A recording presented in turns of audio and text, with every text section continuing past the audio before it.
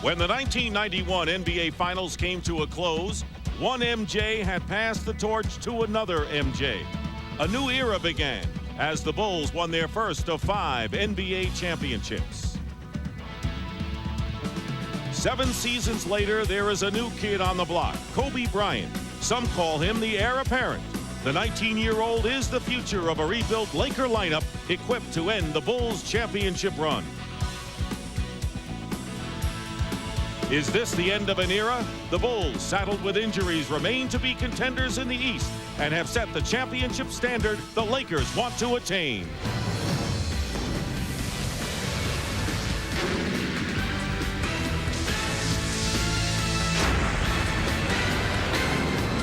Welcome to Chicago, and there is a buzz at the United Center here that you only get for the very special games, and we've got one tonight as the Los Angeles Lakers take on the Chicago Bulls. The Lakers 1.5 game out of first place in the Pacific Division, and the defending world champions right now in the middle of the pack in the Central. And good evening, everyone. I'm Dick Stockton along with Hubie Brown and Brian Burwell. Are these the two teams that are destined to meet in the NBA Finals in June, or are we witnessing a passing of the baton from the Bulls to the Lakers? In any event, we've got a marquee matchup and both teams playing at or near the top of their game. Hubie, the Lakers continue to succeed without Shaquille O'Neal. They are 10-5 without him, and it's because they've got a deep team and really not dependent at all on one man. Well, Dick, they're rotating 10 players, 5 averaging double figures, and no one is attempting more than 13 shots. That's big. When they score 100 points or more, they are 14-0. So you've got to keep them in a half-court game where they're only 4 wins, 5 losses. It's a deep bench, and they come in with 37 points, paced by Kobe Bryant. And then they have the slashing inside and post-up game, which gets them to the foul line 32 times a night. You must solve the half-court trap. If you do, you keep them out of transition basketball. Now, the Bulls also without a major star. As everyone knows, Scottie Pippen won't be back until January. And when we talk about Michael Jordan, Hubie, we always talk about his offensive exploits. He leads the NBA in scoring. But defensively tonight, he's going to have to contend with Eddie Jones and then off the bench, Kobe Bryant. Yeah, you're looking at a tough night for Michael because he has to do it at both ends of the floor. And then also, he's struggling with his shot for the first time in his career. 42% from the field, only 19% in threes, 76 on the line, far below his averages. This team, by the way, only one player shooting over 45%, and that's Toni Kukoc. So how are they getting it done? Well, we're going to give it to you big time. They're 10-1 at home, points allowed 86, second in the league. How about that field goal percentage against? Only 41%. Rebounding, they are a definite plus because of Dennis Rodman. And then any time that Kukoc, as well as Harper, give it to them offensively, a very tough team to beat in this building. And even without Shaq and Pippen, we've got a slew of stars tonight, and Michael and Kobe perhaps a game within a game. Certainly, Kobe is a star of the future, and it's no different than when I had to play against Dr. J and Walter Davis and some of the other great players. I think that's the highlight of the game, but I think the game is a little bit more deeper than just 2 individuals. But I'm pretty sure it's going to be enough excitement, or just expectations of excitement in the course of the game, that's going to keep everybody on the edge of their seats. Oh yeah, but that's fun. That's what this game is all about. You know, you have 2 great teams playing against one another. The challenges are there, the excitement is there. Now it's just time to go out there and play and let it all hang out. Right now, we're off to the United Center. Holiday heavyweights, Lakers and Bulls. Eddie Jones leads a deep and talented roster into Chicago, where Michael Jordan has held down the fort, helping the Bulls win 10 of 11 at home. L.A., Chicago. Stockton, Brown, and Burwell set it up next. The NBA on TBS is brought to you by Bud Light. If you want great taste that won't fill you up and never let you down, make it a Bud Light. By Jeep, makers of the Jeep Grand Cherokee, Cherokee, and Wrangler. By Fila, featuring the new GH4s. Change the game. And by AutoZone, the best parts in auto parts. Here at the United Center, the Chicago Bulls with their 500th consecutive sellout on Monday in their win over the Phoenix Suns. As what has become tradition here, the Bulls players being introduced with the spotlights and the lasers in the darkness. 14-9 on the year for the Chicago Bulls. Not what they are used to. But there is a long way to go, and they're starting to get their game together. Meanwhile, the Lakers at 18-5, who have won 3 in a row after losing 3 games. Nick Van Exel and Eddie Jones at guard. Rick Fox, Eldon Campbell at center in place of Shaquille O'Neal, and Robert Horry, the other forward. The Bulls, who have won 2 in a row. They'll start Michael Jordan and Ron Harper at guard. Tony Kukoc. Harper and Kukoc have stepped up. Dennis Rodman, the rebounder, and Luke Longley, who missed the game on the Monday with a sprained ankle, back in the starting lineup. And right now, let's send it over to Brian Burwell. Thank you, Dick. And as you said, Shaquille is not here. He's back home recuperating from that abdominal strain. I talked with trainer Gary Vitti, and he said that Shaq is doing individual workouts in L.A. and that they're going to evaluate him over a 7-day period to determine when he does come back. Now, nobody is officially saying anything, but I have been told that he will make his return December 26th at home against the Clippers, which is a pretty nice Christmas gift for all those Laker fans. Back to you, Dick. All right, Brian, thank you very much.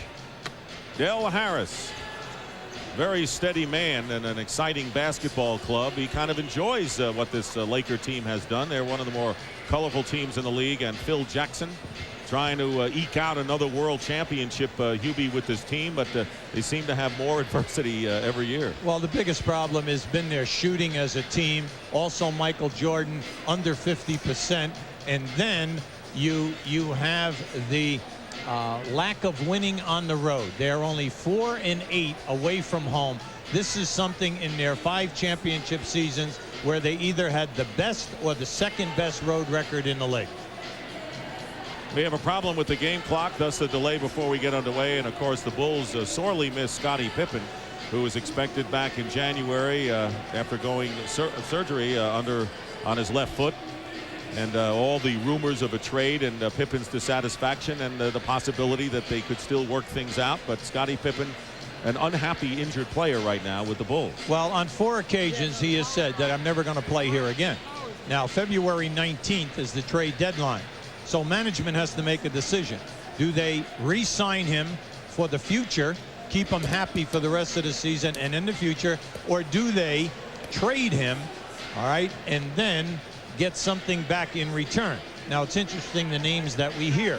We hear Eddie Jones, Gugliotta, Austin, Stackhouse, Smith. We hear some interesting people. Now, can they pull something like this off? Well, it all has to stay within the salary cap. And speaking of Eddie Jones, who is starring for the Lakers these days, this is a big game for both teams. Even though it's one of 2 regular season games and we're in the middle of December, they remember the results of these games. And Eddie Jones talked about playing the world champion Chicago Bulls. Well, we just have to take it as another game, a game where, you know, they're world champions and we want to be world champions. And I just think we just got to go out and play extremely hard and just come away with a victory. You know, it's interesting how these players downplay the significance of this game. But, Hubie, you know that when they win the game, whichever side wins, they'll say this was a statement game. Oh, absolutely. I agree 100%. And when you think, Dick, that the Lakers are averaging 107 points a game and have the best differential, number 1, 10 points a game differential without Shaquille O'Neal, that is unbelievable. When he joins this team, if they ever hit a good stride in the second half of the season and then carry it into the playoffs, they are definitely going to be difficult to handle. And there you see where they are ranked first in points, field goals, and point differential, which is really one of the important measuring sticks of teams in the NBA. The reason why we have the delay, once again, we're having a problem with the game clock, and while we work to get that fixed up at the scorers table, we're going to send it to our Atlanta studios and an update of the scores of games being played right now. So right now, let's send it to Atlanta. All right, thank you very much, Dick Stockton. Again, a clock problem there in Chicago, so the anticipation of this game between the Lakers and Bulls are going to make you wait just a little bit longer, but it's going to be worth it. Mark our words. In the meantime, let's give you a quick rip through these scores on this Wednesday night. Much of the action being played early. Detroit at New Jersey, you see there in the second quarter, in a 3-point lead by the Pistons. Minnesota struggling, losers of 10 of 13. They're on the road at the 76ers, but with the upper hand in the second quarter of play. Miami Heat. Alonzo Mourning back in uniform for the Heat. Did not start, did play 8 points at the half and 3 fouls, but a game decidedly Washington right now at the break. Milwaukee and Charlotte. The Bucks had lost 3 in a row. Charlotte's won 4 straight. 6-point lead, under 8 minutes to play in the second quarter. Cavs, Atlanta. Big Central Division matchup going on at the Georgia Dome. All tied up at 33s now for Cleveland and Atlanta. Boston and Toronto. The Raptors a dismal 2-21 for the season. Boston getting things done in the third quarter, just underway at Sky Dome. And the Knicks and Pacers tonight. Always a good matchup at the break. Indiana 43-40. The Knicks won 8 of the last 11 against the Pacers. But Cheryl, back to Alonzo Mourning again, back in the lineup. Late September surgery for him for that left knee. What did you see in that first half so far to let you know that maybe Zoe's okay, he's going to be all right? Well, Vince, having gone through knee surgery myself, the one question you're always wondering about is, will the knee be stable? And we saw him with a quick baseline jumper, him slashing to the middle, and we wanted to see, first of all, would he be favoring the knee? That was not the case. And the one thing that I was really curious about is to see if he was going to come back with the same intensity and the same aggressiveness that he had before the surgery. But there's no substitute for getting out there and banging with the guys. No, you just need your first knock in order to get that knee stable. Then you're okay. All right, we're going to go to break and then bring you back to the United Center. Lakers and Bulls getting ready to go. We'll see you in just a moment.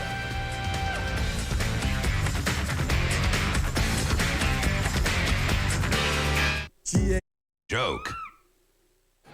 And welcome back to the United Center. Still not underway because of the problem with the game clock. The Lakers and Bulls getting set to go, and with all the great buildup, this drama has come to a screeching halt before we get underway. But you know, once we get underway, it should be pretty interesting. And let's see if we can get a report now from Brian Burwell on the problem. Brian? Well, Dick, they say that the game clock is fine. It's the 24-second clock that's out of order, and that what they're going to try to do is go with it and use stopwatches, handheld stopwatches, for the 24-second clock, and I assume they'll just have to shout out to the referees when it's down under 10 seconds so the players will know.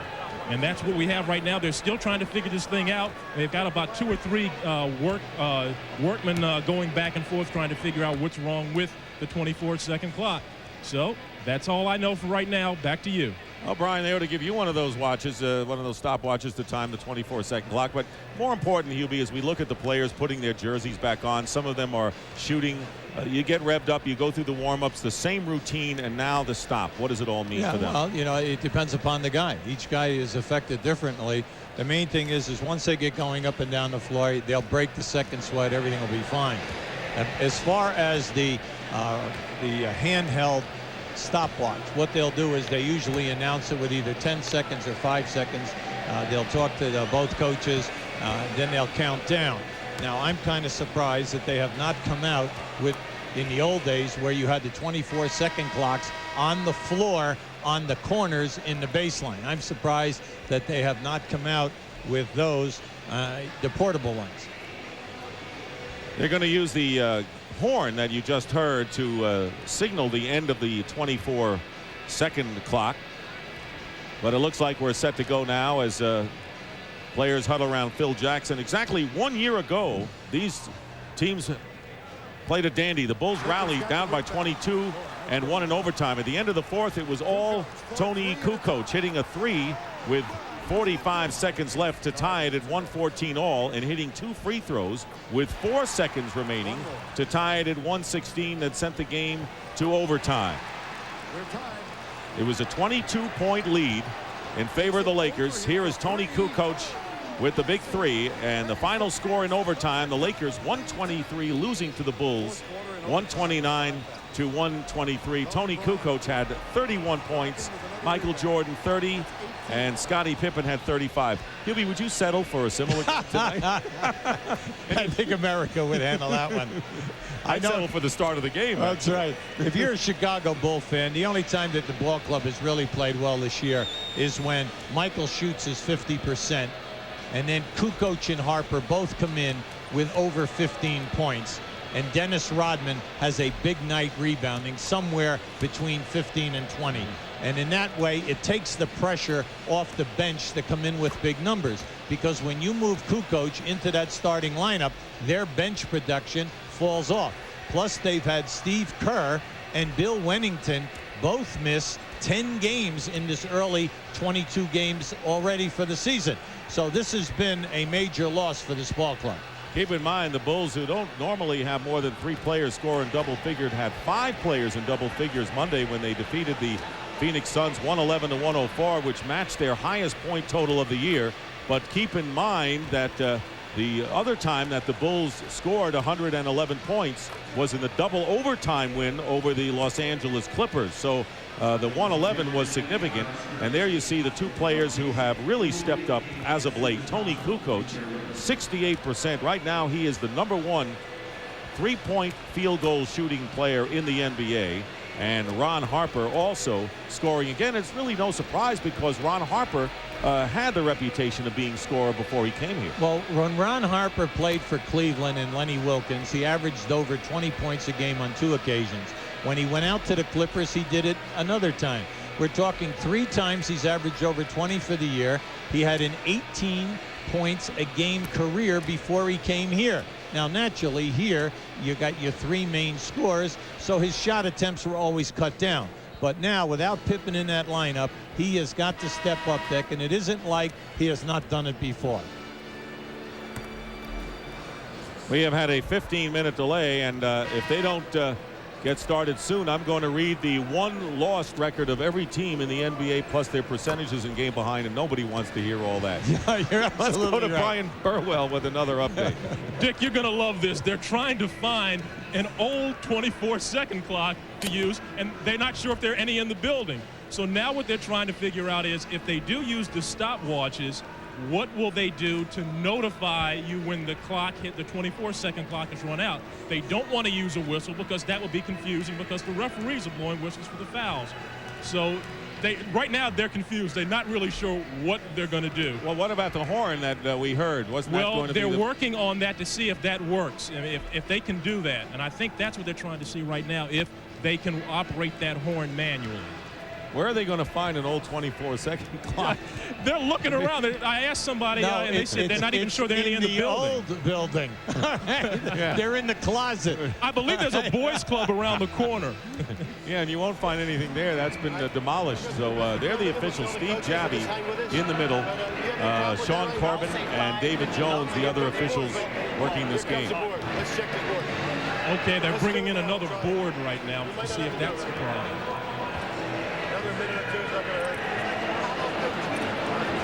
But they're unplugging that. They're unplugging the one board, and they're going to get another one in there.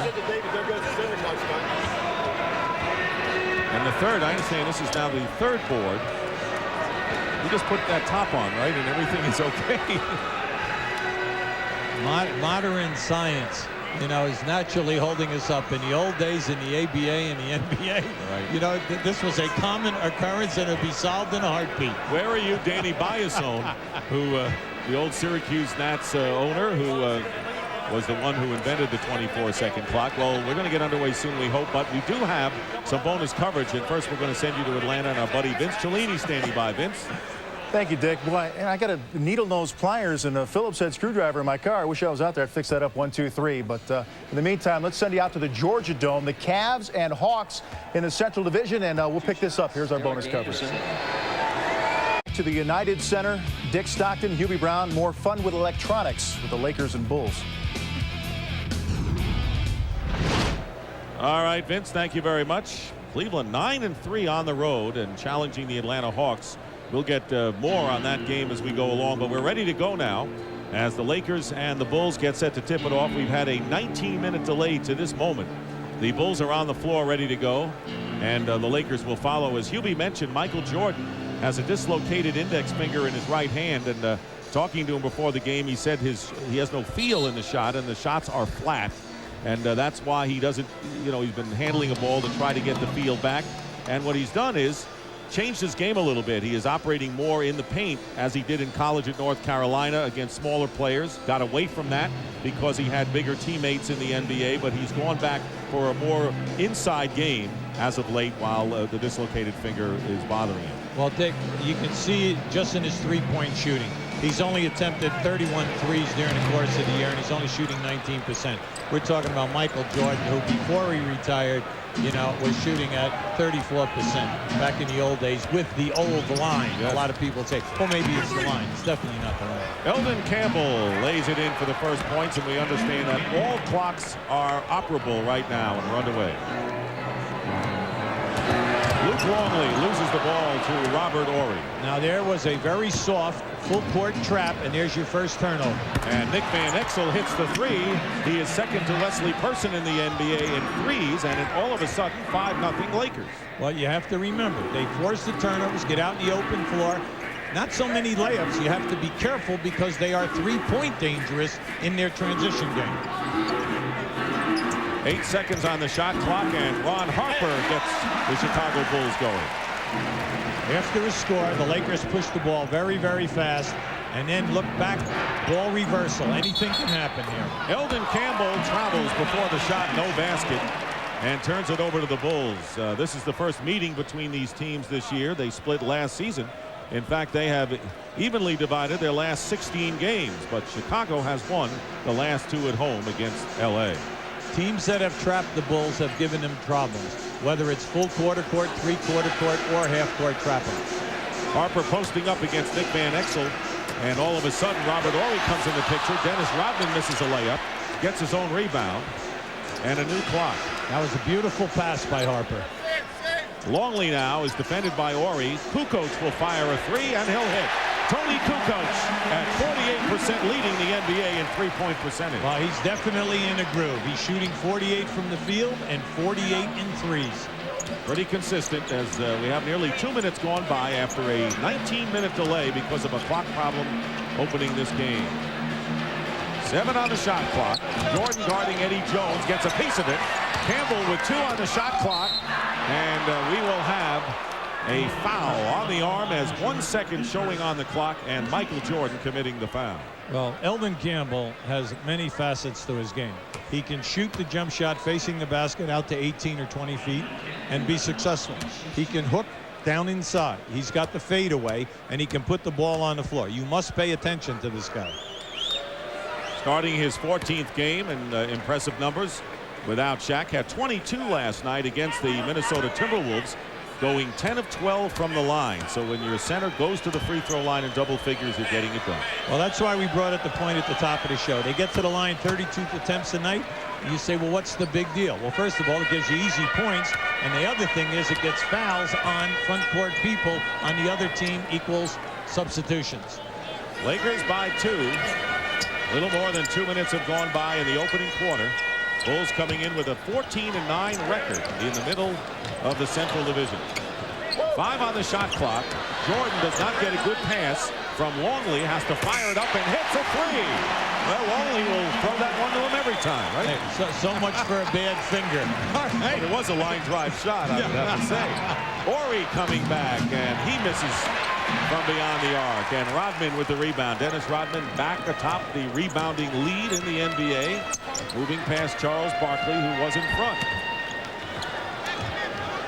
Longley working in against Eldon Campbell with a fall away, and he drops through. Longley with his basket. Well, I like Longley's game this year. He's averaging right around 12 points a game. Only 3 Bulls in double figures. He, Kukoc, and Michael Jordan. He's come up big whenever Kukoc was up and down playing sporadic basketball early in the year. Eddie Jones with a good move against Jordan gets his own rebound. And inside, Robert Horry finds Rick Fox. Fox has been an offensive demon as of late, but he misses from outside, and a flurry of perimeter shots in the early minutes. Well, the Lakers attempt 19 threes a game, so you know they're going to take them any time that you blink. Michael Jordan with a fall away, and a loose ball comes out to Ron Harper. 2.5 minutes have gone by, 3.5 actually, and a blocking foul called against Eddie Jones. Anytime you play the Lakers, if you can solve their half-court trapping, that stops them from getting out on the break. If you shoot and miss and crash the offensive board and keep the ball alive, you keep them out of fast break basketball. Oh, nice play. Screen and roll. Luke Longley misses the layup. He was wide open underneath on a perfect pass from Jordan. Luke's got to send that down with a dunk. That was very soft. Van Exel runs Harper into a screen, and a wild shot by Van Exel misses. Longley with the rebound, and here's Harper. Lakers are back defensively. Kukoc and Jordan with a fake. Yeah. Michael Jordan went around Robert Horry as if he were invisible. That was a beautiful move by Tony Kukoc because he could have forced the shot, finding Michael on that baseline.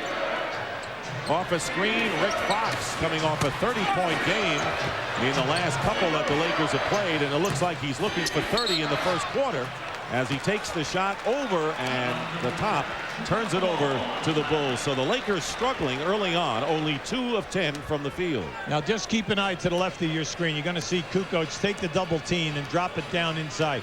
Beautiful ball fake by Michael. 5 for Michael Jordan, and the Bulls lead 12-7. Kukoc from the corner. Eldon Campbell with a rebound. This Laker team will get it up in a hurry. Leading offensive team in the NBA. Eddie Jones from 3, but he had Kukoc in his face. Ill-advised three-point attempt. Well, that's their game, and they're going to live by it. Van Exel and Jones both attempt 5 threes a game. So, you know, anytime you come down and you lay off, it's up. Double team on Harper. Longley outside pops, and that's what the Bulls centers do the best. They move out for the 12 to 18 footer. Well, you have to pay attention here now if you're the Lakers and say, listen, our outside game, I like this timeout by Del Harris. Our outside game is struggling. We're 2 for 11 in our last 11 shots. We're not getting any second shot attempts. It's all Bulls.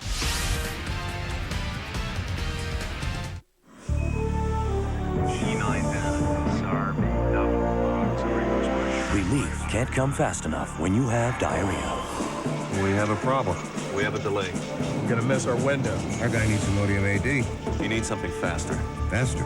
Faster. Introducing Imodium Advanced with a new formula that adds a second medicine for more complete relief that's even faster than Imodium AD. Nothing works like new Imodium Advanced. Faster relief you can count on. The year is 2013. The United States doesn't exist! No law. You are nothing but a drifter who found a bag of mail. No future. One man delivers a message. I challenge the leadership of the Klan! Inspires a nation and begins a revolution. You want a war? From the Academy Award-winning director of Dances with Wolves, Kevin Costner, The Postman. Rated R. Starts Thursday, December 25th. Hey, who's that? She's here to meet with the big guys. On a weekend? Mm-hmm. Canceled her 2 times. Wow. She must be a big client. I think it's her life insurance agent. Huh. That's a new one. Have you heard from the Quiet Company? Northwestern Mutual Life. Bulls off to a hot start, leading the Lakers 14-7, but the Lakers doing it in themselves. They have missed their last 9 from the field. You can see the 14-2 spurt there, and it's all because of the fact that the Lakers are getting good looks. It's their type of game, so you cannot say that they're pressing or you can't say that they're forcing, because that's how they play. So following the timeout, and Hubie deeming it a good timeout by Del Harris to stem an early tie. They go low now to Eldon Campbell, guarded by Longley, and Dennis Rodman with a rebound. Right now, neither team is double teaming the post-up play. They're both saying, you know what, you have to score up over the top of the defender. Bulls are 10-1 at home. Lost only to the Washington Wizards on November the 12th. Problem they had, of course, has been on the road, as Hubie mentioned.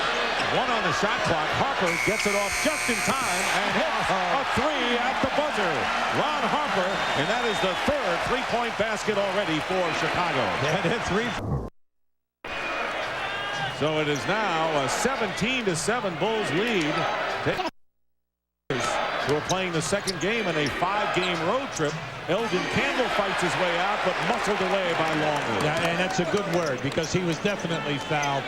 He was mugged on that shot, and if they're going to allow that much contact in the low post, Campbell's going to have problems. Jordan with a rare air ball, but Kukoc on the other end with a quick pass to Longley, slapped away into the hand of Rick Fox. Lakers have missed their last 11 shots. It is knocked away by the Bulls. It is still Lakers ball. Now, Dick, that was a beautiful move. That was a hesitation stutter dribble by Van Exel. Harper was faked out, but he recovered by reaching from the rear and getting that deflection. 5:25 remaining in the first quarter, and Kobe Bryant is going to make his entry right now. Bryant coming off a season's high 27 Friday against Houston, and he topped that Sunday with a 30-point effort against the Dallas Mavericks. Rick Fox, struggling early, goes to the bench. And Kobe Bryant has been the top reserve scorer in the NBA and gaining really rave notices at only age 19. Now, this is a tough matchup. You're going to see Kukoc, along with Michael Jordan, will be switching back and forth on a 2 and 3. Campbell on the screen and roll in the basket. And a delay of the game warning called against the Lakers. Yeah, the referees will leave you alone. If you dunk the ball hard, everything is fine. But as soon as you tap it away from the inbounder, then they'll call delay a game. 21% shooting by the Lakers, who had missed 11 in a row before that slam by Eldon Campbell. Great move by Jordan, and he scores. That was a classic Michael Jordan move going around. He's got 7. That was priceless. Absolutely priceless, because he was triple teamed. Here is the screen and roll, and it rolls off. Speaking of roll by Eldon Campbell, he's slow getting back. The Bulls showing a lot more energy than the younger, swifter Lakers in the early going. 19-9, Chicago. Jordan, great move inside, and Michael Jordan teaching Eddie Jones a few things out there. Now, Eddie Jones is an excellent defender, but you saw Michael gave him the entire repertoire. The head fake, the ball fake, and a step through. Van Exel with a pretty nifty move himself, tipped up and off by Robert Horry. And I think with Kobe Bryant in town, I think Michael Jordan had enough of an incentive. Forget about Lakers Bulls. Kukoc, or I should say Longley, from the corner wide open, and the Bulls out big 23-9. And finally, Nick Van Exel with a lay-in. You can see right now, the Lakers, as much as they're struggling, anytime Chicago scores, they're pushing the ball quickly, and they are getting a shot off within 3 to 4 seconds. And Jordan is fouled by Eddie Jones.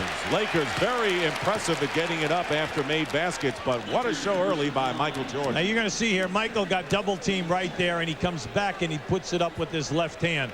And now just watch Michael. He gives you the head fake, ball fake, and as he comes through here, now there's your ball fake, step through. And because that step creates such a distance to the defender, he's up and in easy. Jordan leading the NBA in scoring at over 26 points a game. Eddie Jones picking up his second personal foul. Substitutions coming in. Corey Blunt, a former Chicago Bull who played 3 years with the Bulls and has done the job off the glass for the Lakers, has come in. Rick Fox re-enters the game, and Kobe Bryant in there now, along with Eldon Campbell and Nick Van Exel. Jordan with the free throws has 11, and the Bulls lead by 14. Main thing for the Lakers right now, just keep sticking with your main offense. Work through the inside game first, and then everything else will come a lot easier. Campbell, and again, Longley doing a good job bodying Eldon Campbell, and a technical foul has been called against Del Harris, maybe by design. Yeah, no, not by design. He's hot. He's really hot, and I agree with him 100%, because Campbell was just mugged again. Now, in his last 3 offensive moves, he's been fouled on all 3, and there's no way that you can work your offense when you work through your pivot people if they're going to allow all that contact to happen. Campbell, in each attempt, has gone to the referee on the baseline and said, I've been fouled. Where is the call? Now you're going to see as they drop it in down here, Luke Longley, as he goes to the baseline, is going to get him. Drop step right. You see, there it is there. He didn't get fouled. He got hammered. And Kukoc has it knocked away, and it is still Chicago ball, so certainly not by design did Dell get that technical. Well, I tell you, Dick, I think that's the most overrated thing. Guys say, hey, I took that one because I wanted to change the momentum of the team. Most guys, when they get a technical foul call on them, are shocked. Here's Kukoc, and Rodman does not give him a good pass going to the basket, so a turnover by the Bulls, who lead 25-11. The Bulls have yet to make a substitution in this game. The Lakers have made several with 3:20 remaining in the first. See, right now, since Campbell can't get a call, you've got to go to other stuff. Your continuity, your down screens, your double screens, etc. And what about Van Exel? That's the second time he's been able to lay it in unmolested. Well, see, Longley does not want to leave Campbell because he left Campbell twice, 2 dunks. Under 3 minutes remaining in the first quarter. Kukoc gets it into Jordan. Jordan already with 11 with a turnaround, and that time Kobe Bryant did a good job on him, and a loose ball foul is the call against Dennis Rodman.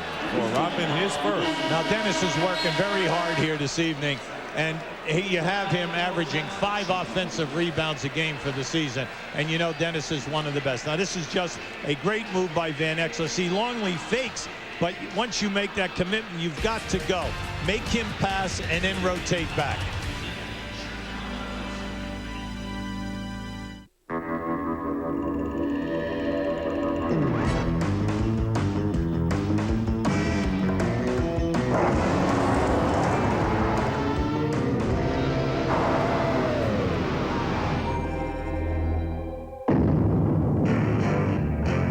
The moral of the story? Get the world's fastest sport utility vehicle. Introducing the Grand Cherokee 5.9 Limited. Peterson's 4-wheel and off-road magazine's 4x4 of the year.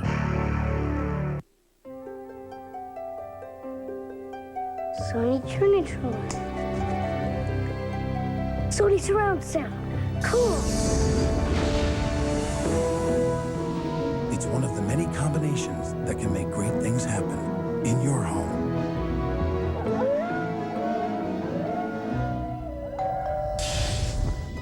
Next? Any way you put it together, it's maximum television. Only from Sony. May I take your order, please? Spicy chicken sandwich.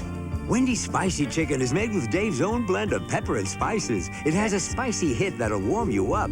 Yes? Whatever the weather. I'll have what he's having. Get ready to get creative. Get into a Rebel G.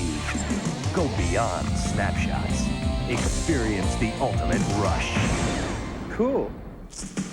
Rebel G and only EOS lenses from Canon. Bulls by 12, and want to remind you, coming up on Turner Sports Friday night on TNT, Allen Iverson and the Sixers host Tim Hardaway and the Miami Heat. 8 o'clock on TNT. Then the Celtics host the Charlotte Hornets next Tuesday on TNT. And Friday, a week from Friday, the Miami Heat go against the Detroit Pistons, also 8 o'clock on TNT. Pretty big schedule coming up. We'd like to show you a screen and roll with Van Exel with the ball and a screen by Campbell. Now watch as he comes off the screen. You'll see Luke Longley step out. Beautiful pass, and then Campbell just takes it down strong. And as a matter of fact, he even got hit on that shot. That should have been a three-point play. So when you look at the Los Angeles Lakers coaching staff, they have a right to be upset right now. The refereeing has definitely been a little inconsistent. Derek Fisher has come in for Nick Van Exel as Rick Fox misses a spin in the lane. Van Exel, the only one who is shooting. 2 of them layups, 3 of 5. The rest of the Lakers are 2 of 16 from the field. They are ice cold and trail by 12. These Bulls still have not gone to the bench. Tony Kukoc with a baseline move and a 3-on-2 break for the Lakers. Kobe Bryant against Michael Jordan.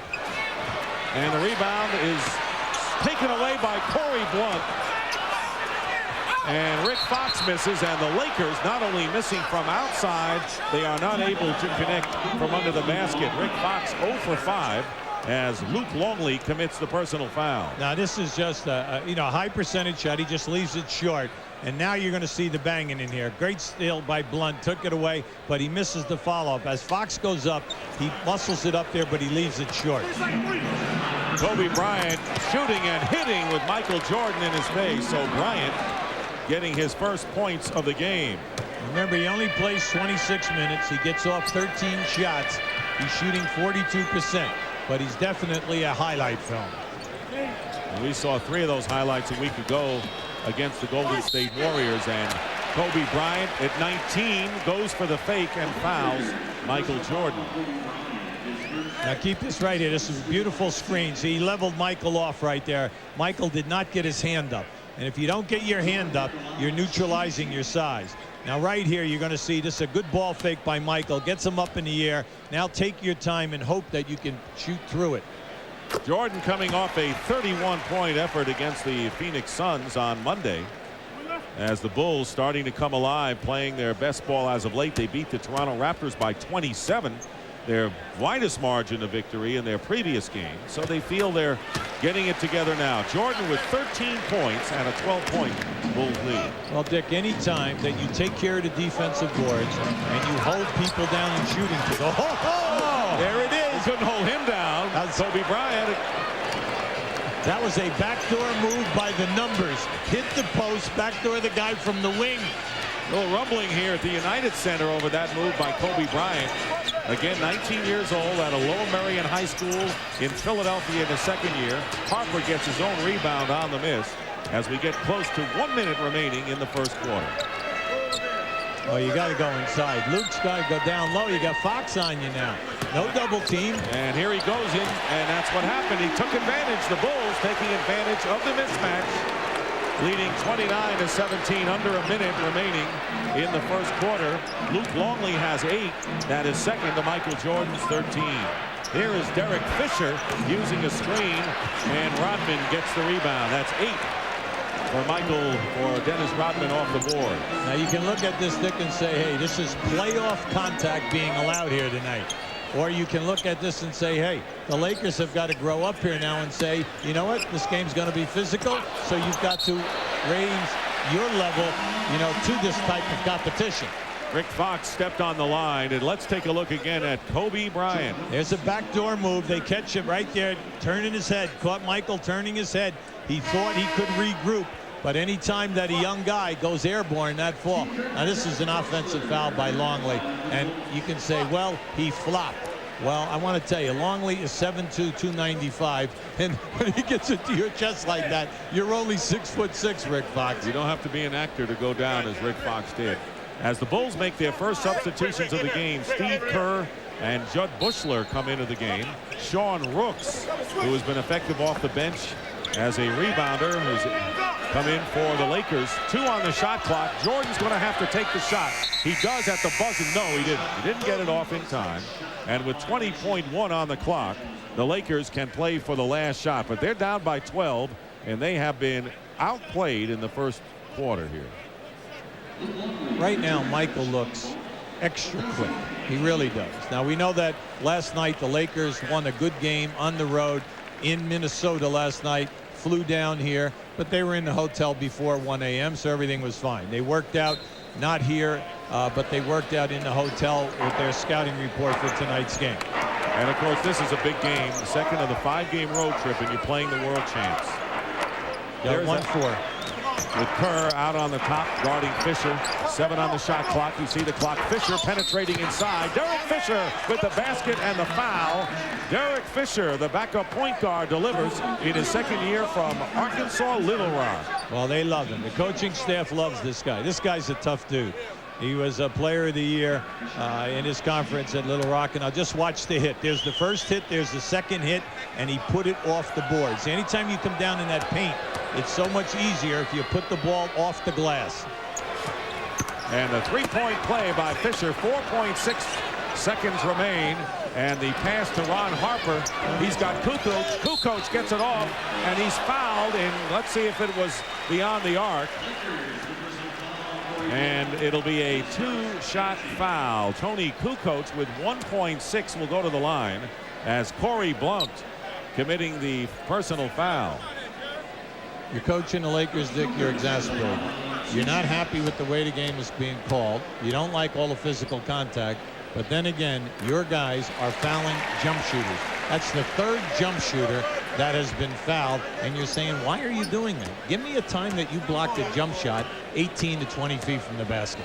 This is the mentality that Michael Jordan said teams have to learn before they can win a championship. Missed free throw, and Longley tips it in, and that is the end of the quarter. So it ends up the way it started with the Chicago Bulls. Michael Jordan 13, Luke Longley 10, as the Bulls with 57% shooting from the field lead the Los Angeles Lakers 32-20 after 1.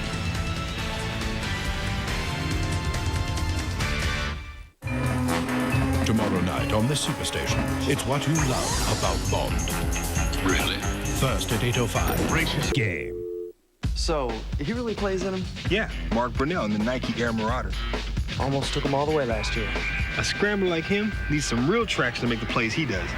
Kerry Collins has the same shoes too, right? You bet. He took him right past San Fran and through cowboy country.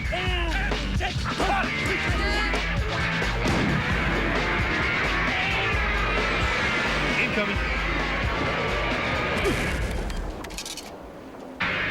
Nobody gets you closer to the game than Foot Locker, where it all begins. And welcome back to Chicago. This is our final NBA on TBS telecast before the holidays. So we hope this one turns out to be a good one. After the first quarter, the Bulls lead the Lakers 32-20. Well, Chicago shot 57%, the Lakers 29. In three-point shooting, Chicago 3 for 3, the Lakers 1 for 5, and we know that's the Laker game. Free throws is a major key. The Lakers have only attempted 3, Chicago 7. And then the battle of the boards being won in the early going by Chicago with a +6.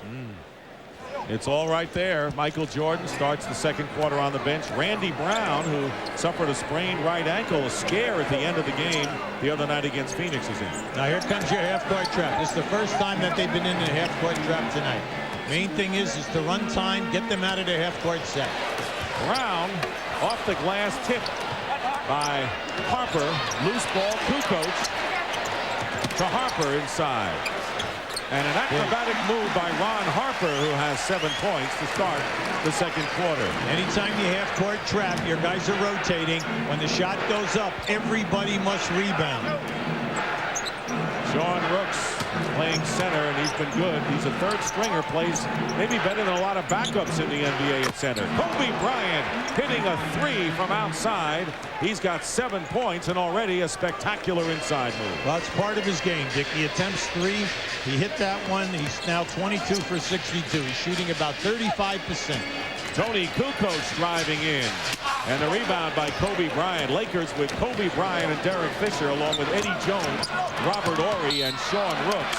The ball out of bounds. Last touch by the Lakers.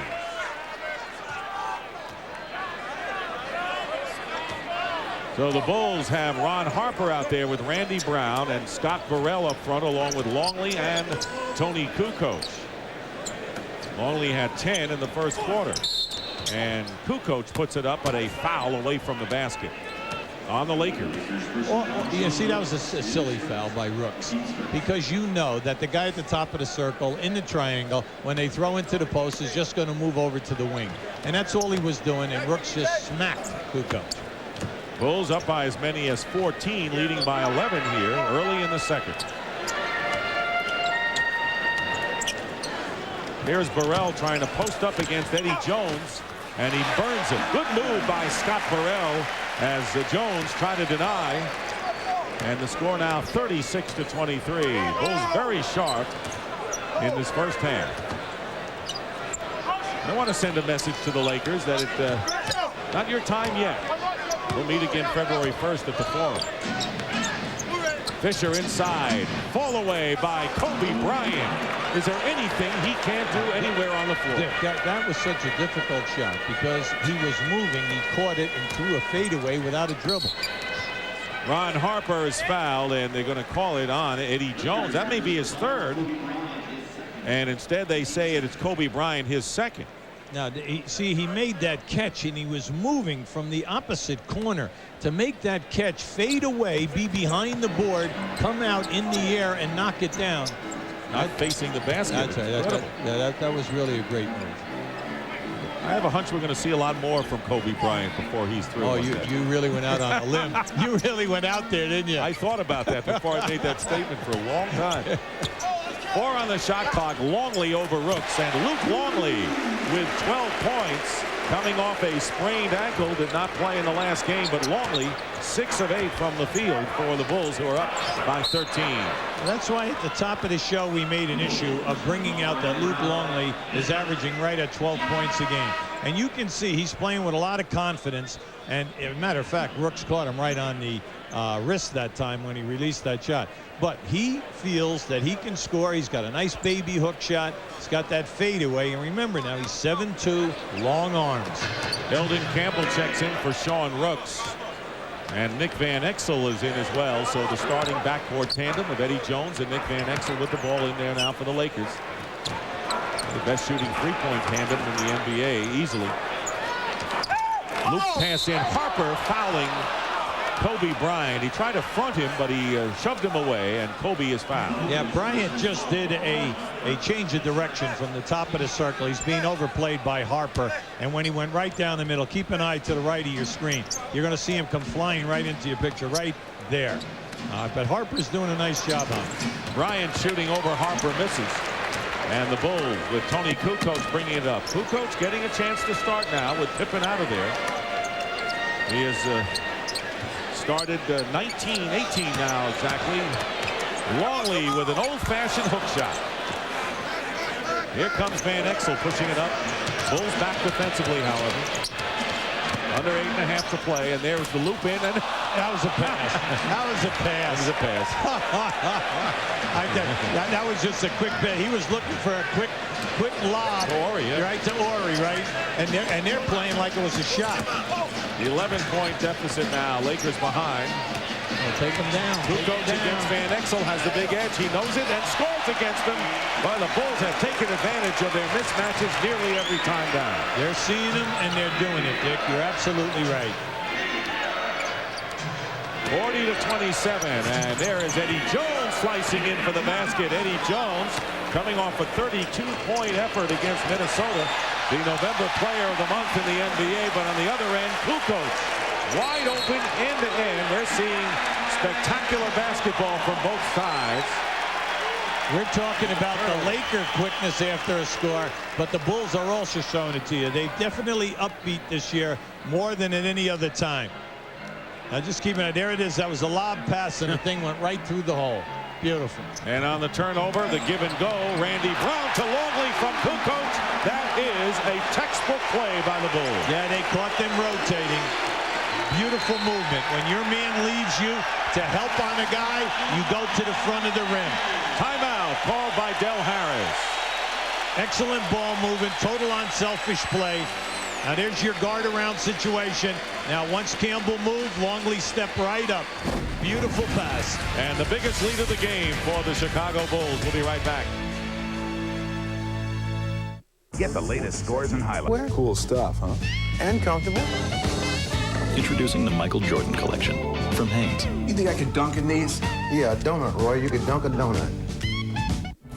From director Steven Spielberg, Siskel and Ebert give Amistad. Leaning at the TBS studios. Quick update on the Cavs at the Hawks. The Cavs have won 7 straight on the road, trying to cut into a 2.5-game lead. Atlanta holds in the Central, but Sean Kemp rejected there by Dikembe. Not in his house. Hawks back the other way. Mookie feeding Leitner, who has 16 in the game to this point. Third quarter score, 5 minutes left. It's the Hawks with a 7-point advantage. Let's send you back to the United Center. Dick Stockton and Hubie Brown. We'd like to show you that last play. You're going to see the triangle offense right here. But if they don't go to the corner or the post, you'll see Kukoc flash, and the pass will come to the high post. Brown will come around and go to the basket. We call that a guard around play. Now you see, now right here, you'll see Campbell leave to take up there, and Luke Longley will step right to the rim, and you just have total unselfish play. What happened to give and go? That went out. No, that was a guard around. Give and go was for you when you played with your white tennis sneakers and your black socks and your little cut-off denims that your mommy had. I'm glad I asked you. Down at the playground. Remember the last time I asked you? That was it. Michael Jordan has been on the bench for 5 minutes, and the Bulls have increased their lead by 3. Jordan getting a rest because this unit has done the job. Randy Brown and Ron Harper in the backcourt. Burrell along with Kukoc and Longley, and the 24-second clock expires, and the woes continue for the men in purple and gold. Yeah, they just cannot establish their inside game. Campbell was all upset again. He's on the verge of a technical, okay? And like I've been saying all along, he has a right to be. Kobe Bryant, Robert Horry, Eddie Jones, Nick Van Exel, and Eldon Campbell on defense against the Bulls, who lead 44-29, and a foul called against the Lakers. Yeah, they catch Bryant holding on to Brown as he was cutting right down in the lane. Right now, the Chicago Bulls with this unit on the floor are not running so much triangle. They're running a lot of what we call an open set. There's a lot of movement and a lot of passing. Kobe Bryant goes out with 3 personal fouls, and as he does, Michael Jordan comes back in. Rick Fox had replaced Kobe Bryant, who scored 9 points while he was in there. Good ball movement by the Bulls, and it's reflected in 13 assists so far in this game, with Kukoc getting 5 and Randy Brown 3 off the bench. He stays in there with Jordan. Here is Burrell firing over Rick Fox. Kukoc, Longley gets the loose ball. And there is Tony from 3. And Fox going after it, and this time the foul is called against the Bulls with 6:26 remaining in the first half. That'll be the second on Luke Longley. Yeah, it's about time. He was up over the top of the back there. But you see, this is one of the strengths of the Bulls. They shoot a low percentage, but they get 16 offensive rebounds, so they get more second shots. 20-point edge in the shooting percentage in this game as Horry misses from outside. And Horry tries to save it and does nicely. Plenty of time on the shot clock for the Lakers. No need for them to rush. Van Exel spinning his way in. Ball spins away, but Longley knocks it out of bounds, and it is still Lakers ball. Lakers just need a little power surge here. Some tough defense. Get yourself a couple of quick baskets, and you're right back in this thing. The energy's there. The ball will just not fall. 6 minutes remaining in the second quarter. Plenty of time, as you point out, Hubie. But the Lakers have scored only 29 points. They come in as the leading scoring team in the league. Randy Brown with a steal on the screen and roll pass from Van Exel. Brown goes around Van Exel, but the Bulls come up empty. That was a strong move. Van Exel will hit and miss from 3. And once again, the Lakers getting it up there in a hurry. They're patient, as you pointed out. They can get back in this game. Here's Jordan for 3. And Scott Burrell with the offensive rebound. Gets his own rebound again. It's blocked inside, and here's Van Exel ahead to Eddie Jones. Randy Brown defending, and an offensive foul is the call against Jones, and that may be his 3rd. Now that was a great defensive play by Randy Brown. He cut off Eddie Jones, and Eddie Jones elevated. He was not going to be denied. Now just keep an eye on this. Now watch Randy come. See, right, he's coming right into your screen. Now he takes that one, and if you notice, he protected himself by bringing his both arms up, so that when Jones caught him, he came right into those 2 forearms. So Eddie Jones has to go out of the game with 3, and John Barry, who is used sparingly by the Lakers, but a good extra guard to have on your team. Former Atlanta Hawk checks in. Well, they like him because he comes in shooting and he can score. Kukoc slapped away by Horry. Randy Brown playing inspired defense since he has come in the second quarter. And offensively, he's coming off a season's high of 14 points in Monday's victory against Phoenix. Well, the Bulls bench coming alive.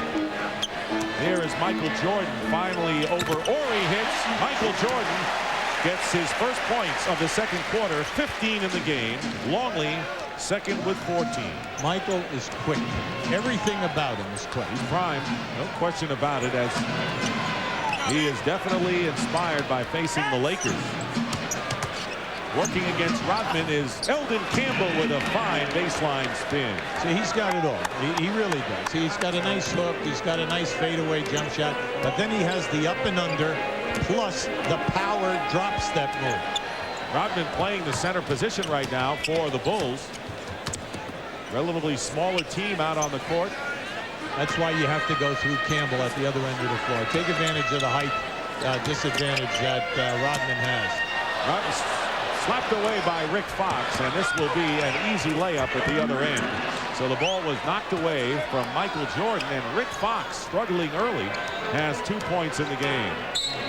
13-point lead, It was 17, and Phil Jackson and the Bulls call a timeout with 3:57 remaining in the first half, a 13-point Bull lead. Now there's a nice strip by Fox and getting the ball out. Now we're saying here this evening, the Lakers cannot get anything going in their half-court game. They're struggling in their three-point shooting, but the opportunities are there. You know the game. Now get inside it. Log on to NBA.com and reach every team and every player. Explore NBA news and notes. Visit the NBA store. Or chat with NBA players and coaches. Enter NBA.com Arena and go courtside for live game audio broadcast and on-screen play-by-play. It's all here. The online world of the NBA. Go to the net. NBA.com. Go farther.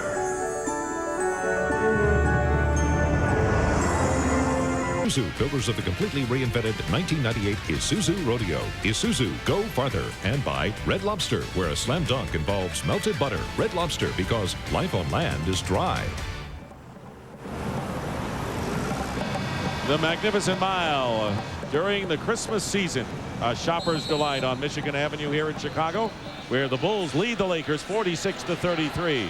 Tomorrow on TBS, Timothy Dalton stars as James Bond in The Living Daylights, part of 13 Days of 007. Tomorrow night, beginning at 8:05 Eastern, only on the Superstation. That's Bond, James Bond.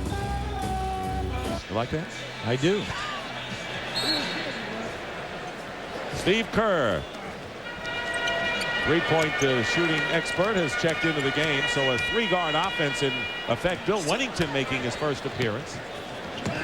See, they start out with a little motion, a little weave, and then they come right back into the triangle. Wennington deflected by Eldon Campbell.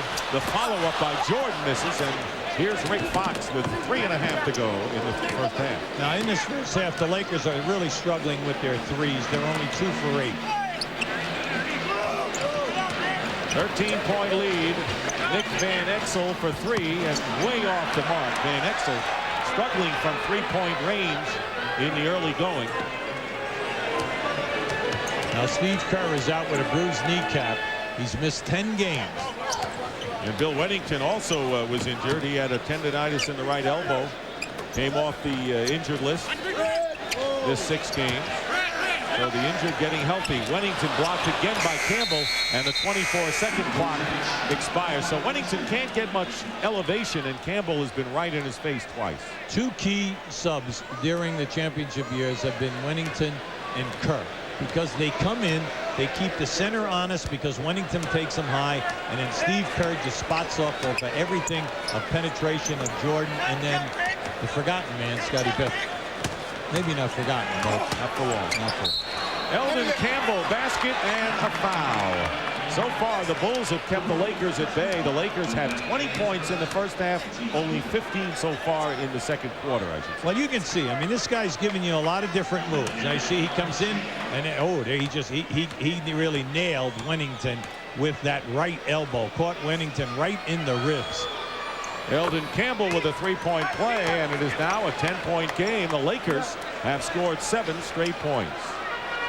Big thing right now, you know, you can't have 107 points a game and a 10-point differential if you don't play hard for 48 minutes. Jordan with a move to the baseline and a foul against Rick Fox. Jordan will go to the free throw line, and Fox with his first foul. That is the 4th team foul against the Lakers. Bulls also have 4. Join host Vince Cellini and Cheryl Miller at the conclusion of the first half for the Nike Halftime Report. Scores and highlights from the night, as well as any other news from around the league, coming up on the Nike Halftime Report. Michael Jordan.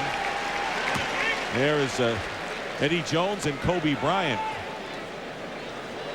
on the bench discussing things. Jones with 3 and Bryant with 3 personals. You can see some imposing stats there by Michael. During the course of the season, Michael gets to the line 9 foul shot attempts a game.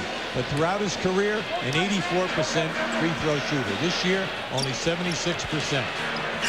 6 of 7 tonight at the line, so he has been sharp on the stripe en route to his 17 points. John Barry is fouled by Steve Kerr. That is his second and the 15th foul against the Bulls. You have to pay attention to John Barry because he comes in, he loves to shoot threes. They give him the green light. He can put the ball on the floor and take you to the basket. Plus, he's an excellent passer in traffic. Del Harris likes his talent, and they're looking down the road at him because they'd like him to be able to play the point guard also. As you can see, playing a little more than 8 minutes a game in a team loaded with backcourt players. Well, they're happy with Van Exel and in Derek Fisher as the backup at the point. But in case of an injury, you always want to have that third guy. Lead is down to 10 once again as the Lakers trap. Here's Dennis Rodman with a pass to Wennington, and Wennington is fouled. Eldon Campbell upset with that call. He thought he had the ball instead of the man, and Campbell picking up his first, and both teams at 5 fouls. Dick, the ball movement by the Bulls was excellent, and this is just a strong move, and that's the way to take it to the basket. Take it with 2 hands, send it down strong. Campbell, an excellent shot blocker. He gets 2 a game. Definitely hit him on that shot. What's interesting, Hubie, despite the 10-1 record here at home, Phil Jackson didn't think that the Bulls were playing that well, even though they were winning at home. So for the first time, he held a practice yesterday at the United Center. Normally they are out at Deerfield, but they were at the United Center practicing on this court yesterday. Dick, they're shooting 43% from the field. That's 23rd in the league. 30% in threes and only 68% on the line. Jordan is fouled, and talk about the free throw shooting. They are 27th out of 29 teams in the NBA on free throws. Yeah, so he's bringing him in here and saying, look, I'm not going to tell you that my triangle offense is not working. What I'm telling you is that we're getting you good shots, and you players are missing the shots, plus you are missing the foul shots. Jordan makes the first free throw. Michael Jordan this season versus his career. Well, you can see he's 6 points down from his career, but how about the field goal percentage? He's 9 down from his career average. The field goal attempts are the same, so it's not that. So it's the foul shooting is down, and then his field goal percentage is down. Tonight so far, Michael Jordan, 19 points, 8 of 9 from the line. He's already gone to the line 9 times, and we have 1:48 remaining in the first half. Campbell turnaround over Wennington. Ori tips it out.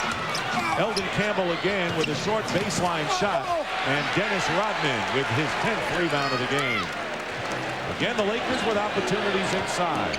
Jordan off the rim and out of bounds. It'll be Lakers ball with 1:29 on the clock. Now, we might have seen it first because that is his second air ball. Tell Marty Aronoff, come on, we need a stat here. Jordan, that's his second air ball and a half. Well, that's his nickname, Air Jordan. I've ever seen it. Okay. That's why they call him Air Jordan? No, that's Air Jordan. Oh, okay. I wasn't sure exactly what. He just came in from the mezzanine to get that rebound.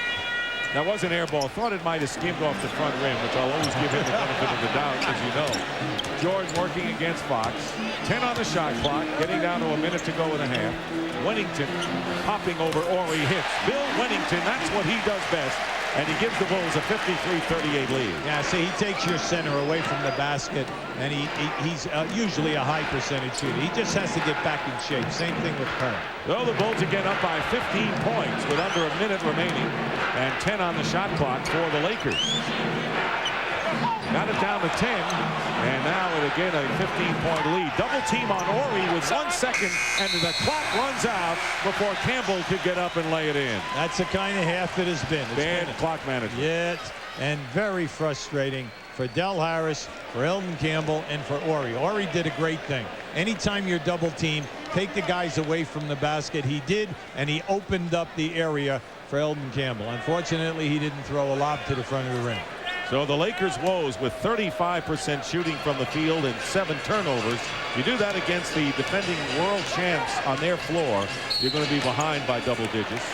Jordan is fouled, and that'll be Rick Fox with his second, and Michael again will go to the line. So he'll be at the stripe double digits in the first half. Well, you know he's at the top of his game anytime that he gets over 10 foul shot attempts. He's making things happen tonight. I'm just impressed with his quickness because we had him earlier this season where he was nowhere as quick as he is this evening. Revved up going against the Laker team. Lakers getting a lot of play in the NBA as a team that could possibly unseat the Bulls, who've been playing without Pippen. Lakers without Shaq. And I think the Bulls will have something to say, and they're saying something already in this game, leading 55-38, matching their biggest margin. Playing for the final shot for all intents and purposes of this first half. Nick Van Exel guarded by Randy Brown. 5 on the clock. Kerr not giving Barry any kind of a look and fouls him, and that'll be 3 free throws coming up, and Kerr is upset with himself. Well, Barry, when he came up down from the middle of the lane, you know, they set that up. They set a screen for him. He came right up the middle of the lane. He was looking for the 3 right from the catch. And then as he went with the ball fake, he catches Kerr up. Kerr catches him with his hip to hip there. Third personal foul on Steve Kerr. The Lakers have been without Eddie Jones, their leading scorer, with Shaq out of action. He has 3, and Kobe Bryant, who scored 9 points in spectacular fashion off the bench, also with 3. Judd Bushler coming in for the final 4.5, and Bill Wennington leads. Right now what the Bulls are doing is they're going with all their 3-point guys, and then they'll have Rodman as the inbound, but they'll push quickly, and they're looking for you to get in a tough matchup. They got 4.5 seconds. There's plenty of time. Here's Michael Jordan. He's got the catch, and he's got Bushler for the layup underneath as the Lakers fall asleep defensively. 1.9 remaining. Rick Fox fires it up and misses as the Chicago Bulls hold the top scoring team in the NBA to only 41 points, as the Bulls starters, seeing a lot of action, have 50, with Michael Jordan leading the way with 21. Now just watch the 3 shirts go right for Michael and leave Bushler underneath wide open. And that is the end of the first half here at the United Center, where the Chicago Bulls all over the LA Lakers to the tune of 57-41. Inside Stuff, Saturdays on NBC. At PlayStation Athletic Department. So Michael Jordan with things in hand at the half. 21 points after 2 quarters for Michael, and a 16-point lead for the Chicago Bulls over the Lakers. We welcome you to the Nike Halftime Report, where all the highlights are handcrafted. That's our promise to you.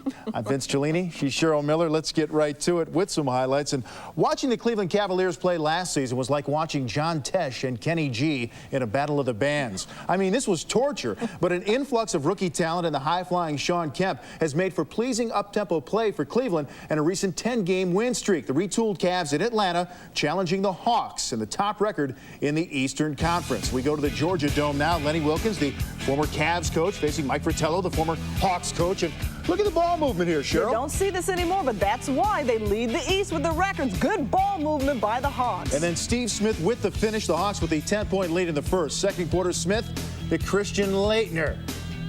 And Laettner, ball on the floor and then to the basket, going in strong.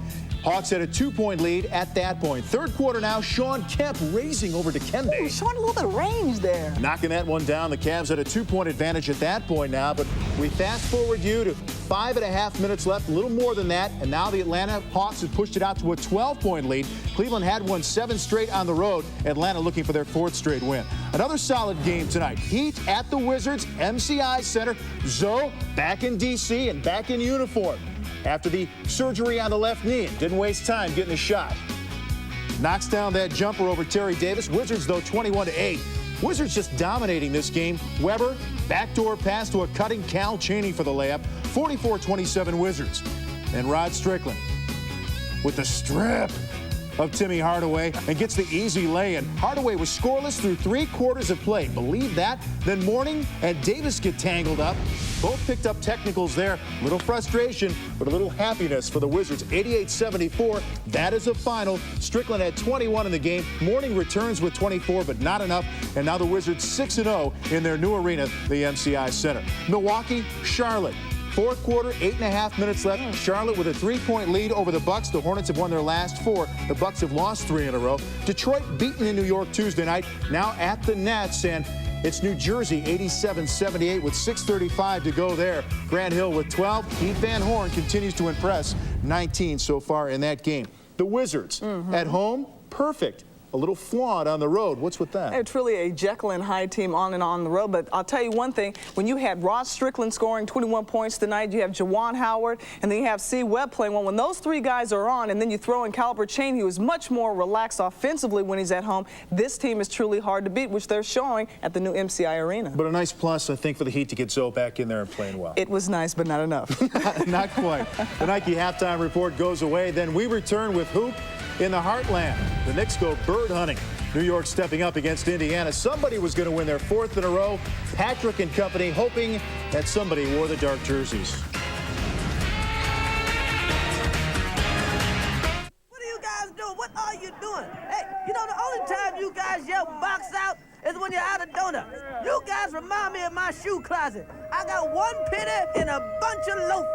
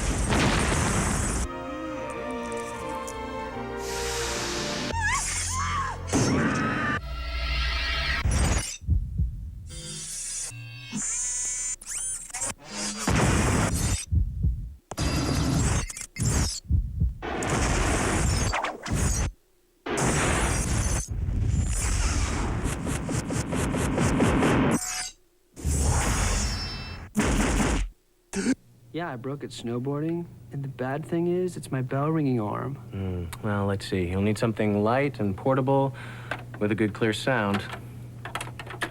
This model should do the trick. Would you be interested in looking at a car stereo? You know, for the sleigh? You'll find hundreds of great gifts at Circuit City's holiday sale, all at guaranteed low prices. Like this Sanyo CD boombox, just $59.99. Now at Circuit City. And we welcome you back to the Nike halftime report. Tuesday night, the Knicks strong-armed the visiting Pistons using a combination of solid defense and a big dose of Patrick Ewing to win their 3rd in a row. The night after, New York at Indiana, facing a Pacer team also winners of 3 straight, trying to end the torment at the hands of the Knickerbockers. We go to Market Square Arena now. What turned out to be a very good game and a tight game. Fred Hoiberg beats the shot clock buzzer for 3, and then Patrick working on Smits. Turns on him and raises and knocks it down. 75-69 Pacers in the 4th. Patrick Ewing with a miss. Mark Jackson with a basketball. Take it, Cheryl. All the way down the court. Now watch this. Splits the defense. Go up. Can we see the shake? Oh, poor Jeff Van Gundy. Not real happy about that. That was Van Gundy's shake. Indiana 87-80. Ewing with 23, 11 rebounds. Smits 18 and 7. Pacers win their 4th straight. The Knicks have now lost 6 straight on the road.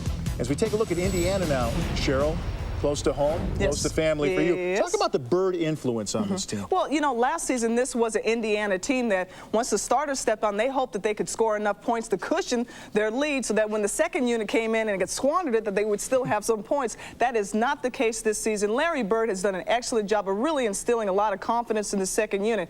Guys like Travis Best, Jalen Rose, Fred Hoiberg has been shooting extremely well. Then you had Antonio Davis, and then Mark Pope, who's been non-existent, has played extremely well for this Indiana team. Why has he been able to find a spot for Jalen Rose, a productive area for him? You know, Larry came in and he just basically analyzed Jalen's game. First of all, you have a big two guard who has point guard abilities. You have a guy that can shoot the three-point shot and now can post up. All he had to do was really work on his mid-range game. He's done that, and instilled a lot of confidence in Jalen Rose, and it's paid off in big dividends. Yeah, proof's in the pudding, no doubt about that. Back to the scores. The Timberwolves pounded at home by the Lakers a night ago. Losers of 10 of 13 at Philadelphia, and look at the Sixers, 85-77. Allen Iverson with 21 in this game. Our Brian Burwell is a PS to this game, saying the Pistons are hot after Jerry Stackhouse could pull the trigger on a trade. Maybe that'll happen soon. We'll keep you posted. Back to the Lost World. Toronto, the Raptors seeking their first home win in 43 days. They're hosting Boston. Look at Boston move the basketball around. McCarty for three. Yes, knocks that one down, and that gave some cushion for the Green. Thank you, Naut. 87-83 now, 11 ticks left. Raptors looking to fall to 2-22. On night of the Grizzly, Vancouver at San Antonio, tied at 47 late in the first half. Abdur Rahim, you see his numbers, and Elliott for San Antonio. Later tonight, after the Lakers and the Bulls, it's Inside the NBA. I'll be here along with Cheryl for scores and highlights and league news, and a special feature on Laker point guard Nick Van Exel. He's been a pretty good guy. He's been almost Saint Nick this year. His story after the game. Lakers in Chicago at the break. 16-point lead for the Bulls. We'll be right back on the Nike Halftime Report in a moment. At True Value, we've got all the decorations and gifts you'll need to get your home ready for the holidays.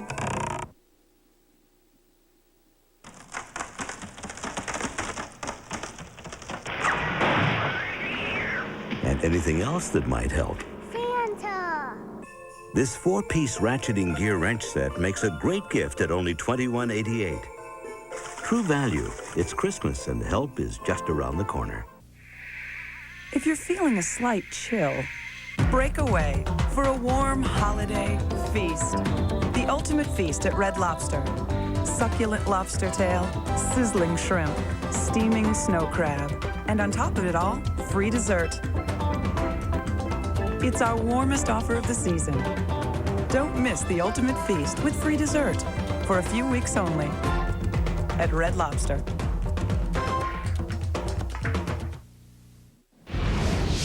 Quickie from Skydome, it is a final. Boston a winner over Toronto, 88-83. Antoine Walker, nice night again with 18. The kid, Tracy McGrady, stepped up with 17 for a career high, but not enough. A look ahead on the Turner schedule. Friday night on TNT, 8 p.m. Eastern, the Heat at Philadelphia. Hardaway versus Iverson. Somebody's going to get crossed over in that game. Next Tuesday, Charlotte Hornets at Boston, and Friday again, it's Miami on TNT, hit the road to Detroit. All games followed by Inside. One way to keep up on news and stats from around the league, CNNSI.com, a website that knows no boundaries. Check it out, click on, and go crazy. From the United Center, the Bulls trying to work their way to 11-1 at home. At the break, Bulls have this one in hand. We'll see what happens in the second half in a moment.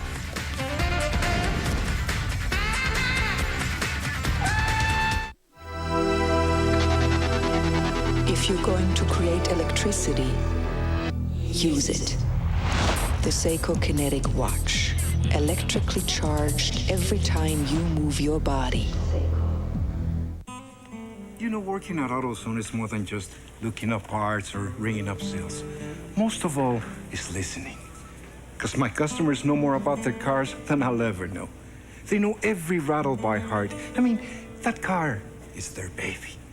So when they got a problem they're gonna fix themselves, I'm gonna do my best to help them get whatever they need, no matter what it takes.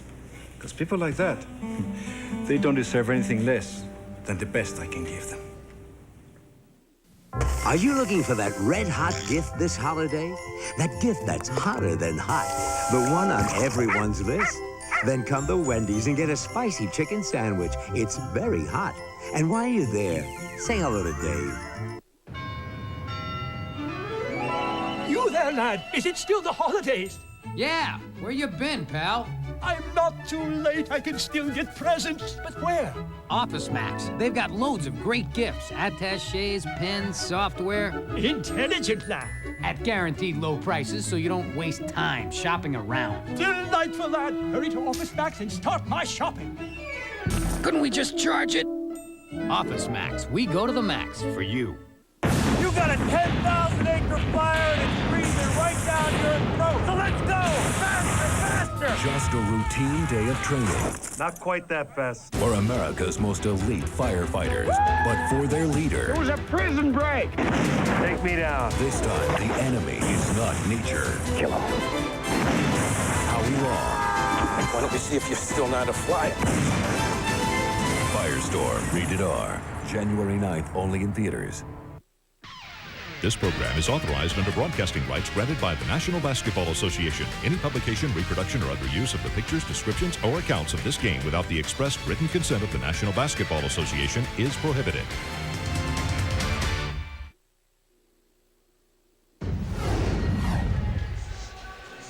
Welcome back to the NBA on TBS here at the United Center in Chicago. The Bulls playing a textbook game, putting on a clinic and leading the LA Lakers 57-41 at halftime.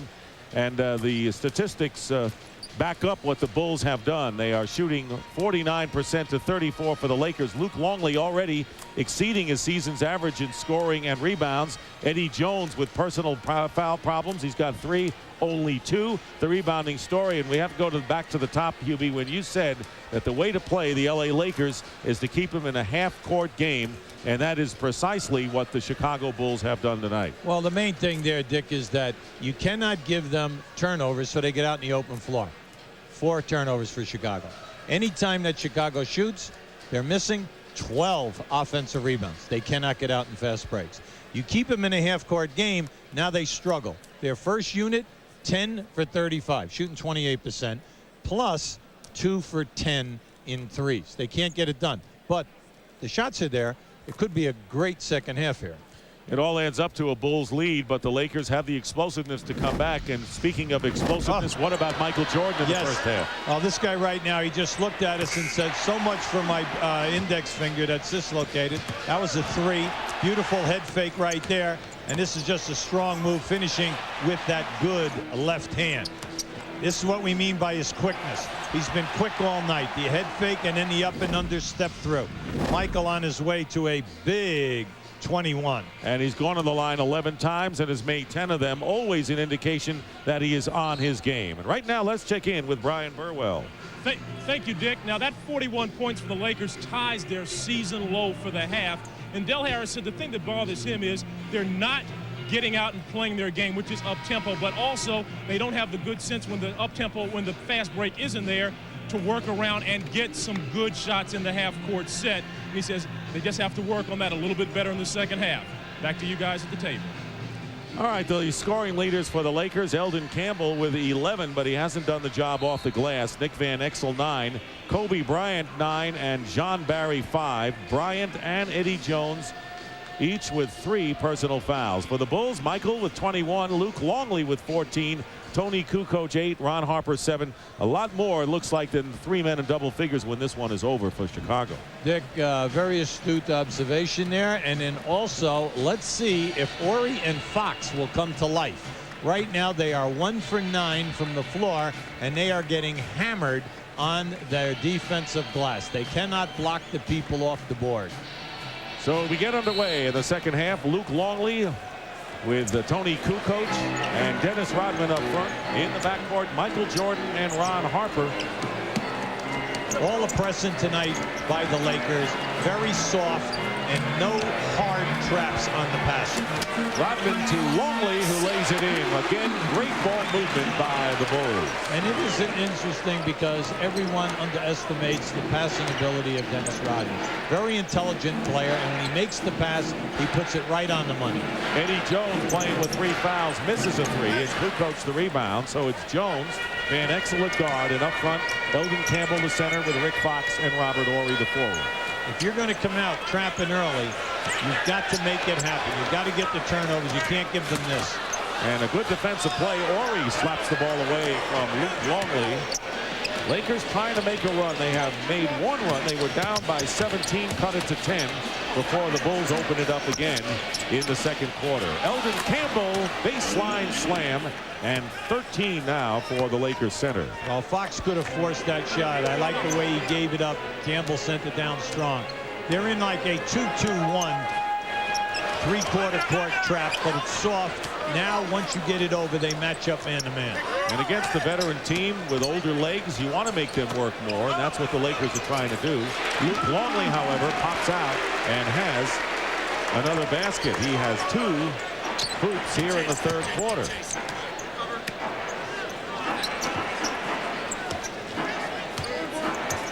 Fox guarded by Kukoc with 10 on the shot clock. Again, it's Eldon Campbell, and he's pushed. Well, you know, if I'm Luke Longley, you know what I like? He's complaining.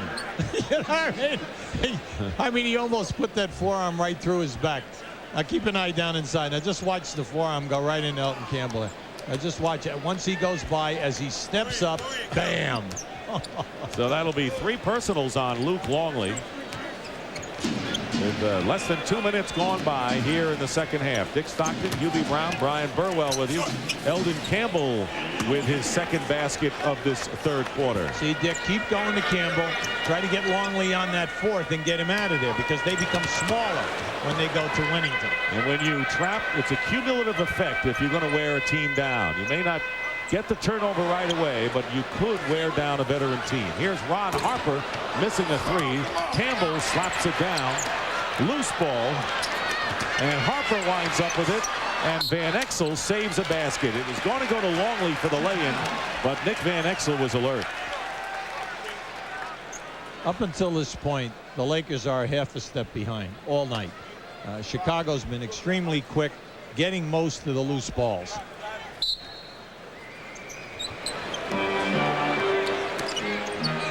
Here's Longley guarded by Campbell, out to Harper. Here's Jordan around the screen.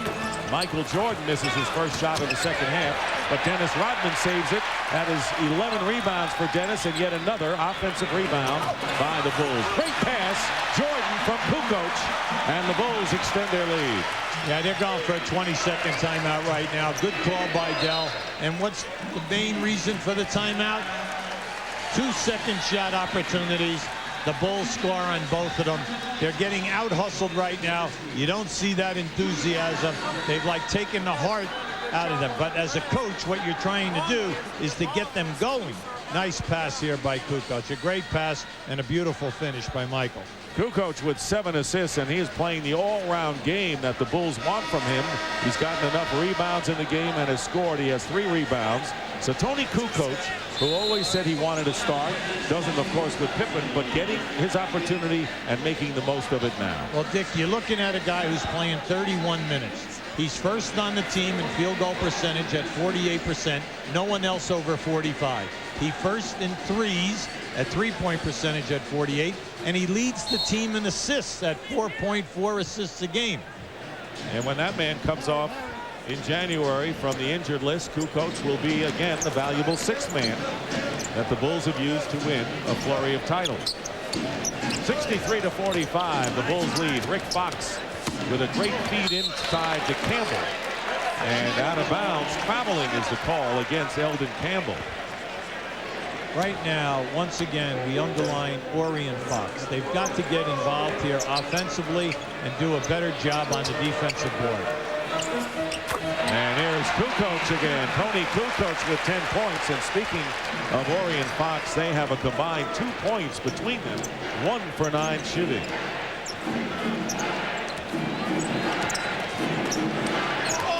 Three and a half minutes have elapsed here in the third quarter. Crowd just sitting back enjoying this one, as the Lakers have never really challenged the Bulls in this one, as Van Exel fires up an air ball. Rodman goes back to Kukoc.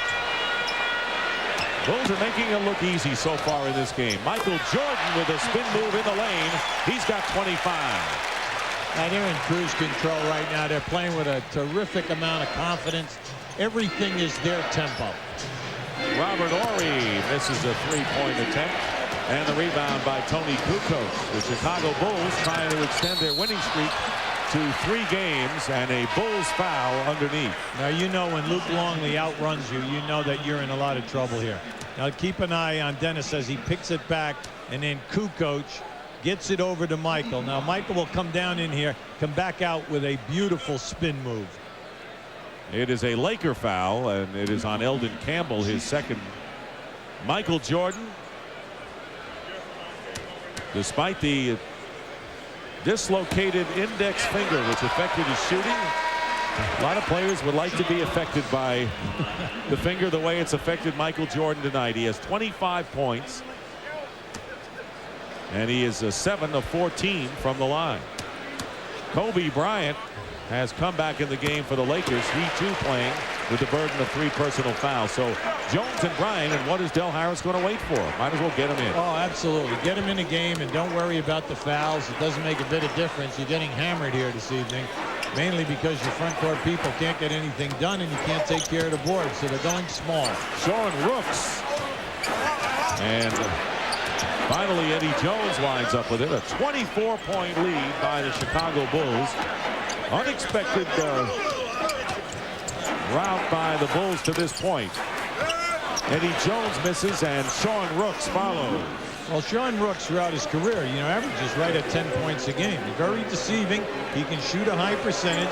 He does not have quick feet. So anytime he picks you up down inside, just take him strong to the rim. Tony Kukoc misses from 3 and the rebound by Ori. Not a bad third center to have on your team. Absolutely not, Dick. Plus he can play power forward for you, and you can play 2 big guys when you get to playoff time and the matchups are there. Kobe Bryant is guarded by Michael Jordan, and the fall away by Kobe Bryant. That's the future, and even Michael Jordan will tell you that Kobe Bryant, the future of the NBA. You're looking at the present and the future right there. It is 69 to 49, a 20-point Bulls lead. Michael was all over him that time, right in his face. And Jordan with a move to the basket. We got a little show going on here between number 23 and number 8. You kind of feel it, don't you? Yeah, you do. And the crowd does as well. Kobe Bryant's 19 at the same age. Michael Jordan was a sophomore at the University of North Carolina. And Bryant missing from outside, and the rebound by Dennis Rodman. Rodman has been a workhorse tonight, doing a terrific job. Jordan working against Bryant. Double team on Michael. Again, they double him. 4 on the shot clock. Here is Rodman with 1, gets it off, air ball, and it'll go over to the Lakers. 71 to 49. Lakers never really in this game. They took a 5-0 lead, and that was it for them. Kobe Bryant fouled by Jordan, and he'll go to the line.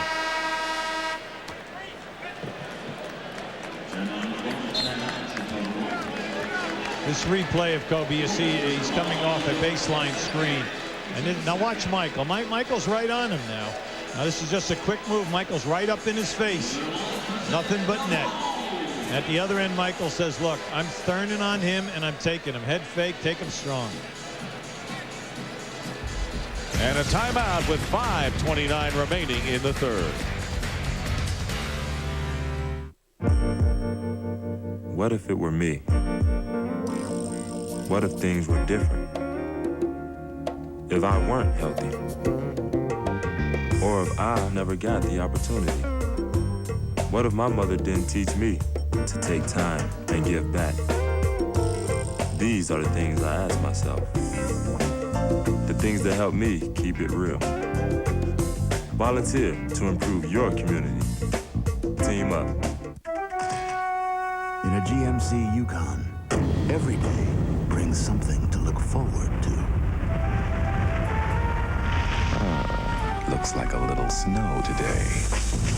With the most horsepower in its class and AutoTrack 4-wheel drive, Yukon may change the way you feel behind the wheel. Yeah!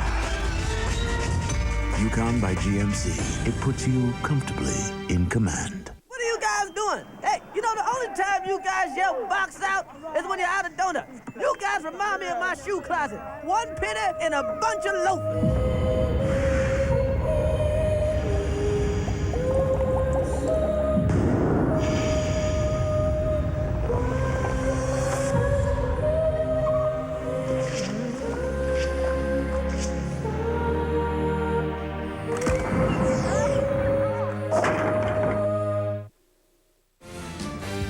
Here at the TBS studios, an update from the city of Atlanta. Hawks and the Cavs, and Steve Smith taking this game over in the second half. Look at the rainbow over Cedric Henderson.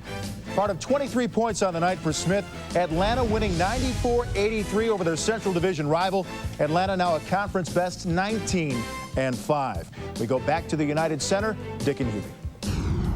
All right, Vince, thank you very much. The Atlanta Hawks now tied with the Seattle Sonics for the best record in the NBA, in a very tight battle in the Central Division, all the way down to the fifth slot where the Chicago Bulls are. So Kobe Bryant will be going to the free throw line, scoring 27 against Houston Friday. He was scoreless with 2.5 minutes remaining in the third quarter and scored all 27 points in under 13 minutes. Well, he backed that up, Dick, in the next game with 14 in the fourth period. See, there's more to this young man's game than just scoring, because in 26 minutes a game, he gives you 4 rebounds as well as 3 assists, and he gets you 1.5 steals a game. He gives you stats that a lot of starters give you in 32 to 34 minutes. There's the comparison between Kobe Bryant and Michael Jordan thus far. And of course, you remember Kobe comes off the bench. 1 out of 2 from the line. It's a 21-point Chicago lead. Well, they're going to their quickness right now. And, you know, they had their trap. Once they give you the one trap, then they match up. Tony Kukoc laying it in. Kukoc with a big game. He has 12 points, 8 assists, and 4 rebounds. Fine all-round effort by Tony Kukoc. Eddie Jones, now guarded, goes right around Kukoc and is fouled. Good quickness by Eddie Jones, who, hampered by foul trouble, has scored only 2 points tonight. It's just a very quick move here by Eddie Jones. He's an excellent slasher, and he loves to take it strong to the basket.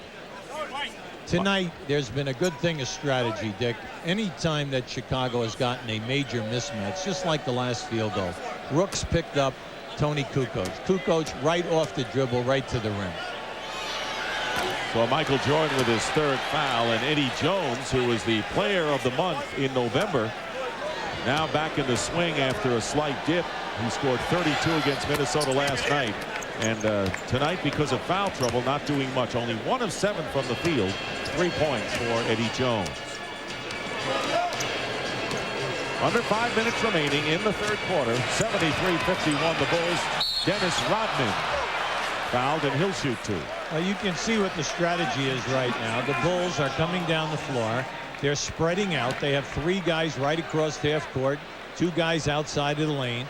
And they're saying right now, we are going to take advantage of your bad matchup.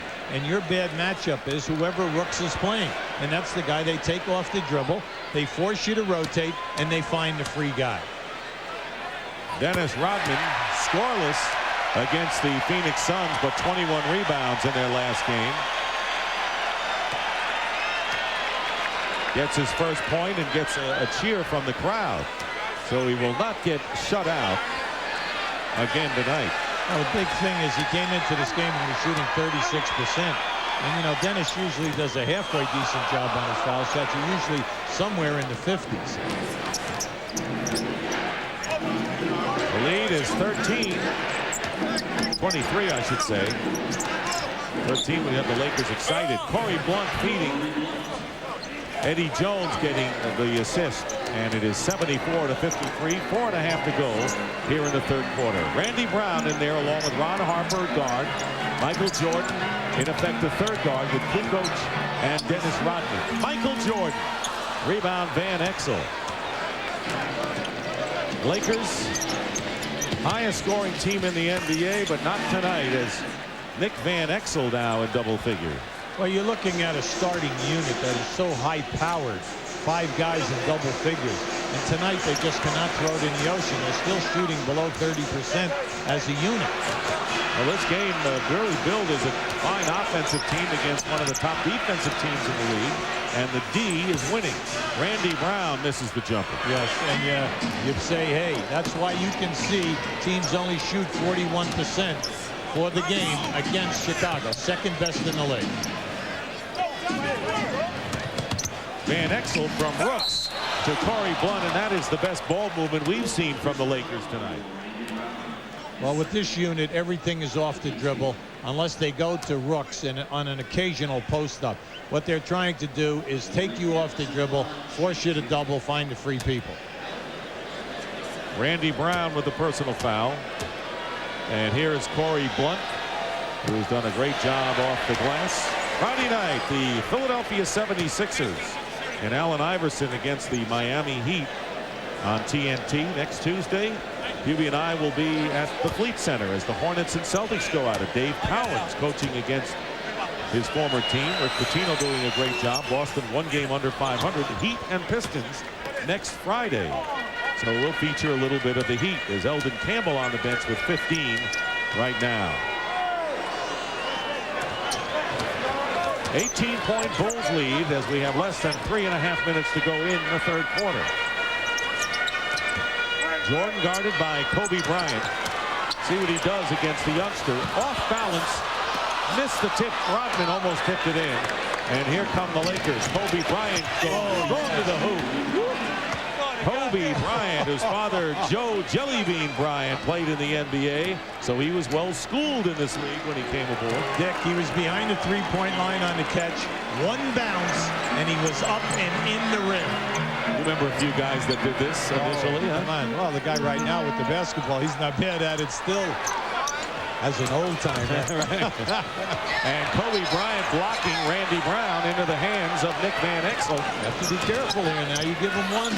Van Exel misses, and Rodman the rebound. Kobe Bryant, though, has scored 14 points in 16 minutes. So you get an example of how he could score in a hurry. A blocking foul is the call as Kukoc going to the hoop. Well, they come with this unit. They lull you to sleep. They run up and down like the summer league. And if you don't pay attention, they get right back in the game.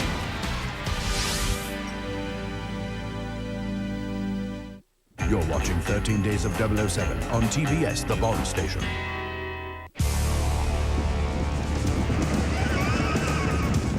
With formidable strength and a distinctly individual style, this Sierra is the most powerful half-ton truck in GMC's history. Sierra gives you the style to stand apart from the herd. And the power to pull it. Sierra by GMC, putting you comfortably in command. When we created NHL Face-Off 98, we wanted everything to be exactly like it is in the NHL, even the sound effects. Okay, that's all right, first time. All right, Leclerc, come on. What, are you a figure skater now? Weak. If it's easier, I could probably call my little sister. Well, let's see what you're made out of, John. How's that? Yeah, we got that. PlayStation. Hey, what do you think? Boxers or briefs? Oh, boxers. Oh, briefs. Briefs. Briefs. Bikinis. Bikinis. Boxers. Look, no, I'm looking at this guy. They're Hanes. Let's just leave it at that. Oh, that's Michael. I can't stand it. Oh, did you see? The NBA on TBS is brought to you by GMC, putting you comfortably in command, and by Nike, who encourages you to participate in the lives of America's youth. Welcome back to the United Center in Chicago, where the Bulls leading the Lakers as they've had all night, 74-58. Typical game for Dennis Rodman. Only 2 shots from the field, but 12 rebounds. You remember Frank Sinatra with Nancy and the laughing face? Well, this is Dennis with the laughing face. There you go. Well, I tell you, he's working yeoman's work tonight on the glass. That's why we said at the top, when Harper and Kukoc are scoring, which they are, and Jordan shoots over 50, Rodman gets his 15-plus rebounds. They are so tough to beat. Derek Fisher has come in at point guard defensively for the Lakers. Jason Caffey making his first appearance in the game. Jordan's fall away against Brian misses. Longley cleans up. So Luke Longley, 24 points. That is a career high. 22, that is, and he has matched the career high. So 2 more, and he's got it. Here is Kobe Bryant into the hands of Michael Jordan. Under 2 minutes remaining in the third quarter. The Bulls lead 76-58. And Harper hits, but the Lakers struggling with the people up front here. Yeah, Jones, Eddie Jones, Fox, and Ori in this game are 2 for 17. You can't get it done. Where are they going? Because they need those guys defensively to create the turnovers, to get out in the open floor, and their quickness and to be good three-point shooters. And Eddie Jones got into foul trouble. Kobe Bryant with 16 points, 78-60. So Bryant, who came in as the top bench scorer in the NBA at 17 plus a game. Harper with Jordan, Longley, Brown, and Jason Caffey. And a good play by Eddie Jones over the top, knocking the ball away. Eddie Jones, one of the top defensive players in the NBA, one of the ranking leaders in steals, creates one there. Jones gets his own rebound, and Eddie Jones has it slapped away. And number 6 still has it. Jones 1 of 9 from the field, now making 1 of 10. So Eddie Jones can't find it tonight. So on top of the front court, as you pointed out, not getting anything done. Their leading scorer with Shaq out of action, 1 for 10 from the field. Under a half a minute remaining in the third quarter. Michael Jordan with the short jumper, 29 for MJ. Well, the difference between the two teams, one team is staying within what they run. They're getting nice high percentage shots. The Lakers on the other end, everything is a strain. Everything is being challenged by Chicago. And you can see why teams cannot shoot the high percentage. The Bulls are all over, and they're helping out, and they challenge you in the lane. Thus 37% shooting by the Lakers as Kobe Bryant goes to the line with 3.6 seconds remaining in the third. Ron Harper picking up his second foul. Maybe people are curious as to why Kobe Bryant's name is called Kobe. Well, his father, Joe Bryant, played in Italy and loved Kobe beef, which is the really special steak that you get over in Japan. So he decided, I'm sure with his wife's blessing, to name his son Kobe after Kobe beef. Better than being called sirloin.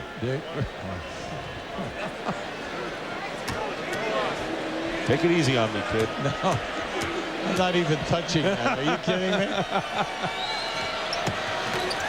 There you see the Lakers bench still doing a good job tonight. The starters have not, but the bench has come in and been effective. Randy Brown at the buzzer misses. And that is the end of the third quarter. Luke Longley tying a career high with 22 points.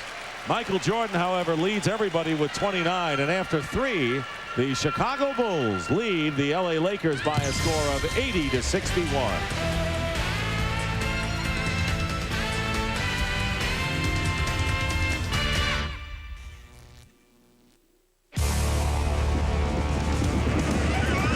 Formidable strength, a distinctly individual style, and the strongest V8 in its class. This is the most powerful Sierra in GMC's history. Sierra gives you the style to stand apart from the herd.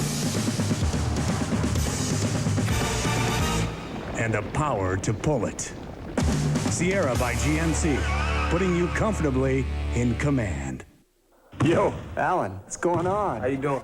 So how you like the answer with DMX? Feeling it when I do my move. Oh, your crossover, right? Yeah. I've been studying you, trying to figure it out. I just make the defender think I'm going one way, and then once he gets his body leaning in that direction, I just cross it over to the other hand and go right by him. So that air's moving under your feet? Yeah, it's like I don't even think about it. Just do it and I'm out. You're out? Yeah, ghost. Ghost, huh? Disappear. Like a ghost. Yeah. I get it now. Yeah, I get it. From director Steven Spielberg, Jeffrey Lyons calls Amistad unforgettable. Rolling Stone says Anthony Hopkins is sensationally good. What this case concerns is freedom, the very nature of man. And Siskel and Ebert give Amistad 2 thumbs up.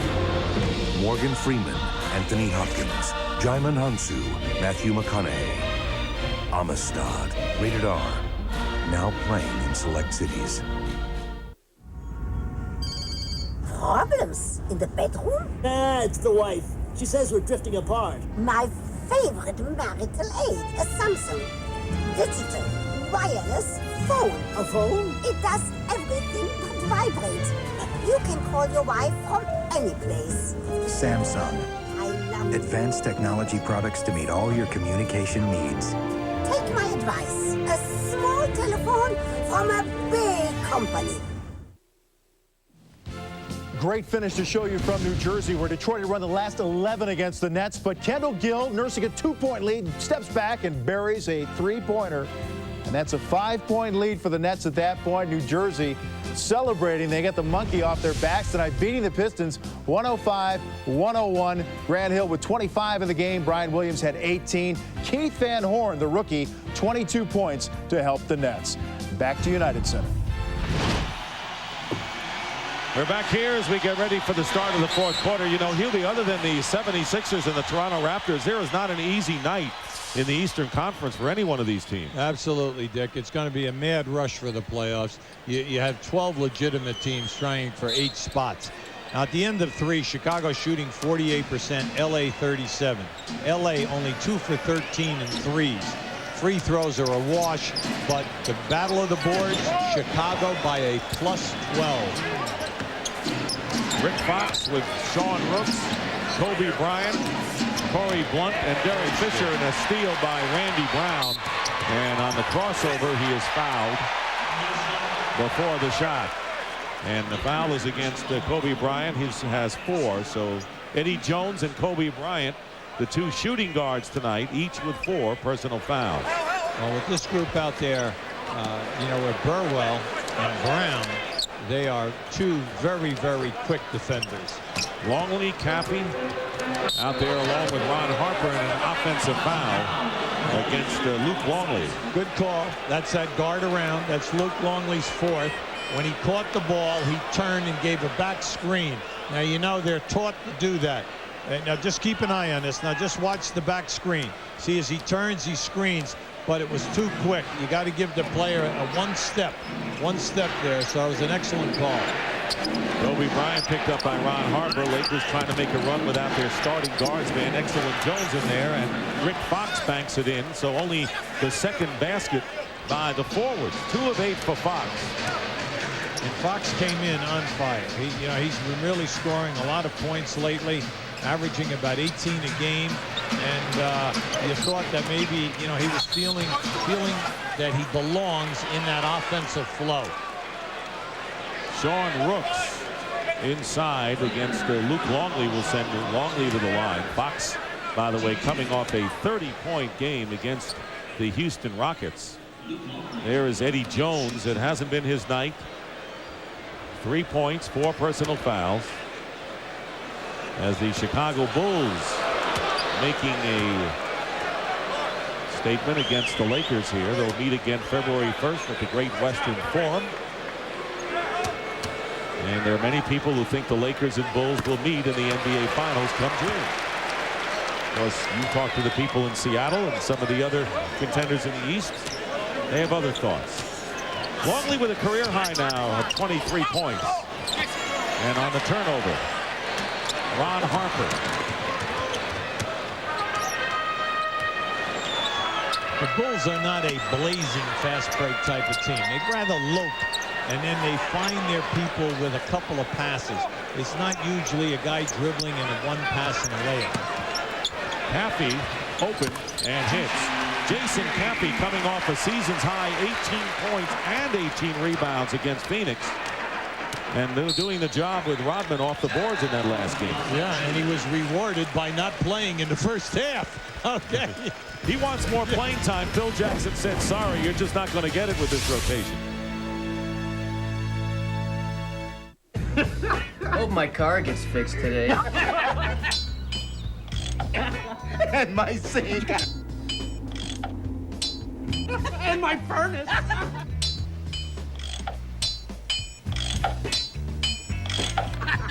And my lawnmower. What? You idiot! You're gonna get us caught. For the great taste that won't fill you up and never let you down, Eddie! Make it a Bud Light. Take thinking you want to spin to whatever you want.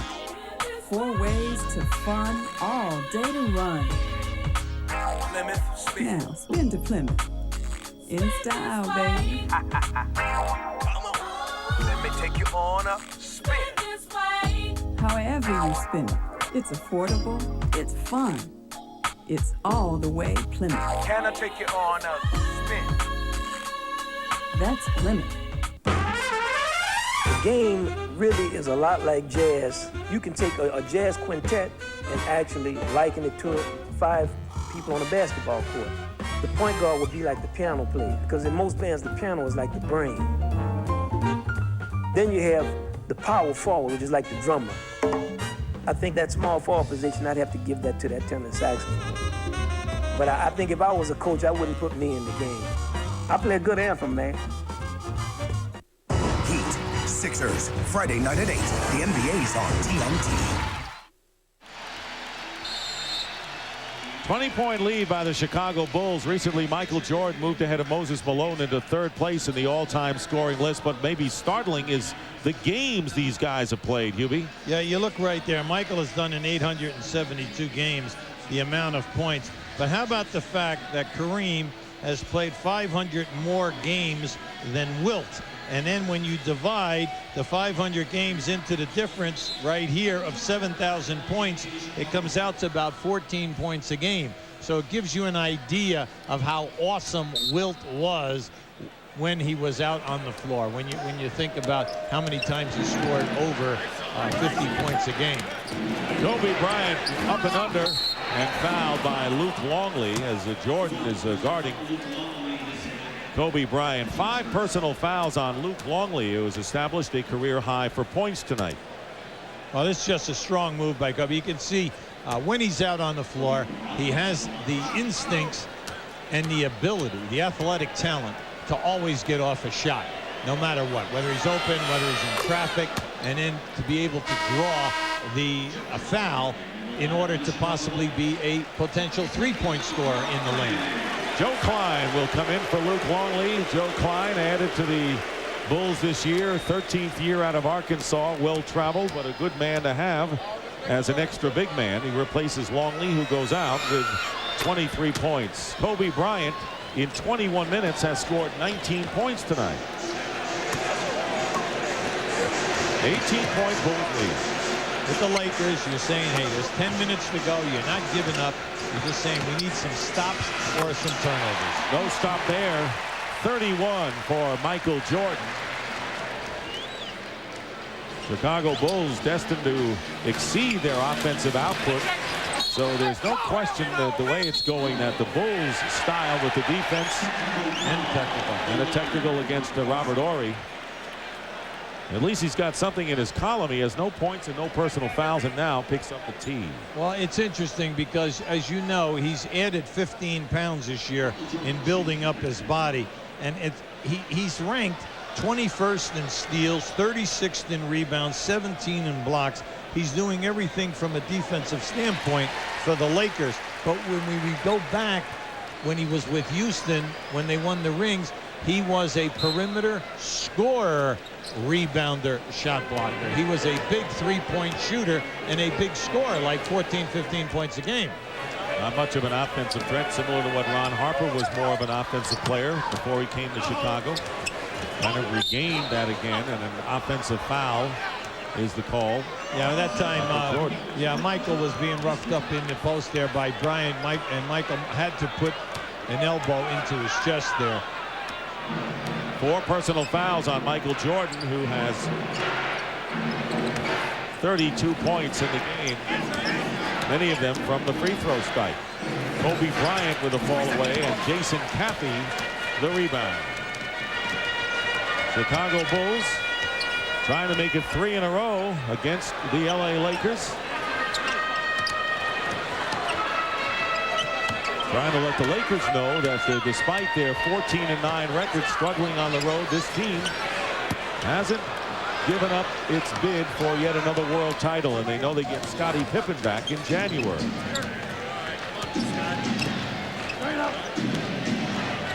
Nick Van Exel gets it to Rick Fox. Fox working against Scott Burrell, who gets a piece of it.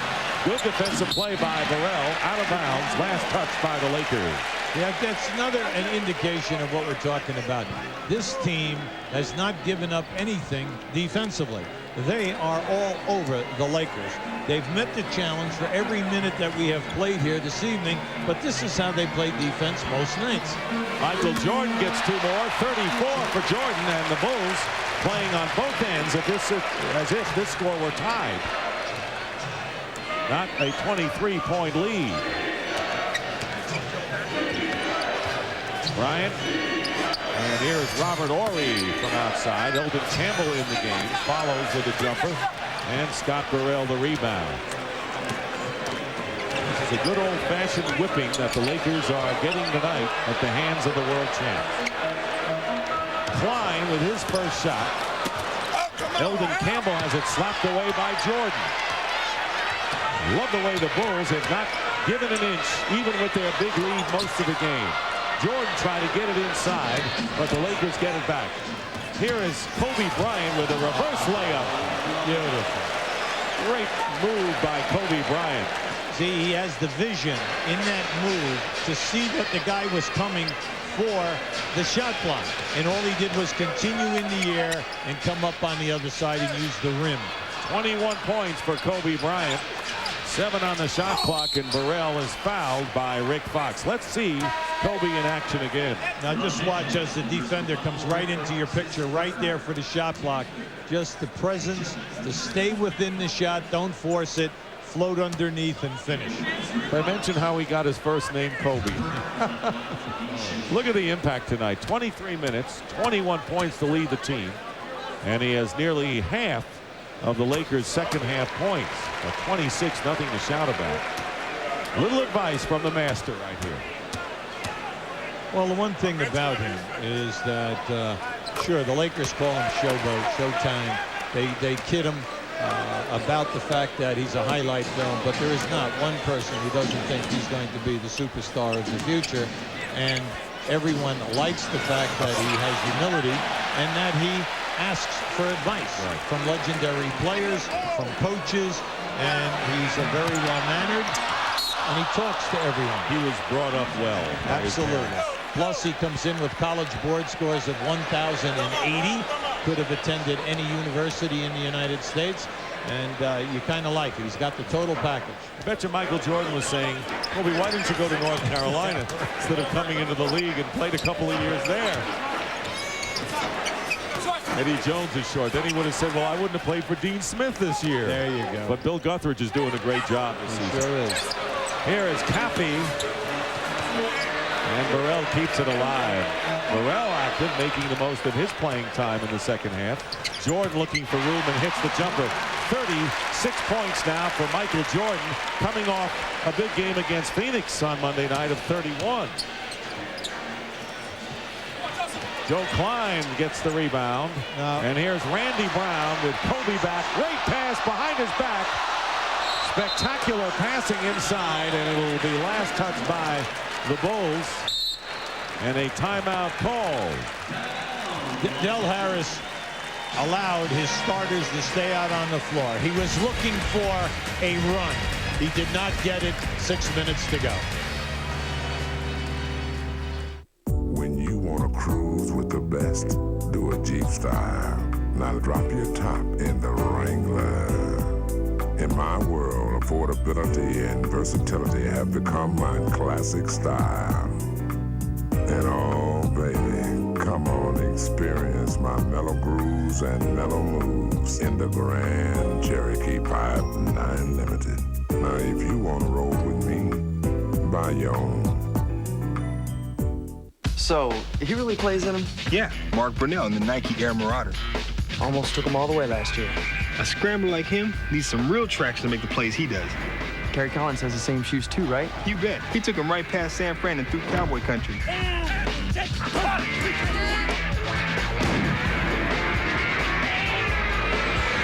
Incoming.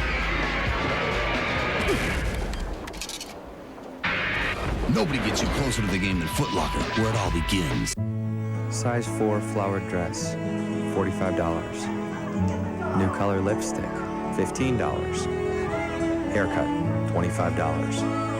Autofocus camera, $260. 5 generations in one photograph. Priceless. There are some things money can't buy. For everything else, there's MasterCard. Accepted all over, even Photo Labs.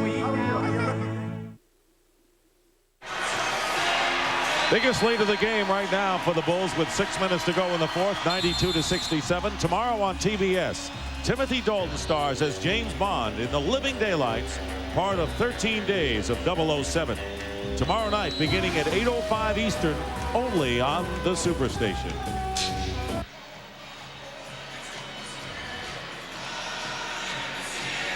Now you can see the rebounding has just been a total mismatch in favor of Chicago. But we said at the top of the show, Chicago is not shooting well in any category. Field goals, threes, or the foul line. But they beat you with defense and rebounding. And they're showing it and proving it to us tonight. Well, it'll be interesting to see whether the Lakers are held to their season's low, which is 84 points when they were beaten at home by the Cleveland Cavaliers, 94-84. They've got 67 right now. Eddie Jones off the rim out of bounds. And it is still Lakers ball. Now they have Eddie Jones and Ori still in there, but they've come with the rest of the guys are substitutes. And then also Phil Jackson has put in his second unit out there except for Harper. Steve Kerr, Jason Caffey. Burrell has been in there with Klein and a jump ball coming up. The Bulls shooting 49%. The Lakers only 34% from the field, and it's been that way throughout the game. Steady. The numbers haven't changed much from the first quarter till now. The reason why this is such a big win for Chicago is the fact that they are only 7-7 versus teams that are over 500, playing better than 500 basketball. They have struggled against the good teams. That's why this is big, and they're looking good doing it. An adjustment with the clock. That's why we had the whistle. The 24-second clock did not budge, so we will adjust it. Now Scott Burrell came to Chicago in a trade with Golden State for Dickie Simpkins and a draft pick, but he has struggled here. Now we're talking about a player who has really made a major contribution when he was at Charlotte and still scored points at Golden State. And he's a three-point shooter, he's a slasher, but in this triangle offense he's definitely struggling. He's not giving them the points, but he gives them defense, rebounding, and he gets to the loose balls. Ron Harper feeding Jason Caffey, who puts it through. Goran Burrell, he was a star in the Big East at the University of Connecticut and turned down a baseball career as a pitcher. Well, he was a first-round draft pick in baseball, first-round draft pick in basketball. Toronto Blue Jays, I believe, were the team that drafted him first. Corey Blunt, Ori. Loose ball underneath, and Corey Blunt with the lay-in. 94-69 with under 5 minutes remaining. And Burrell on the layup. Usually I want to ask you about the Bulls.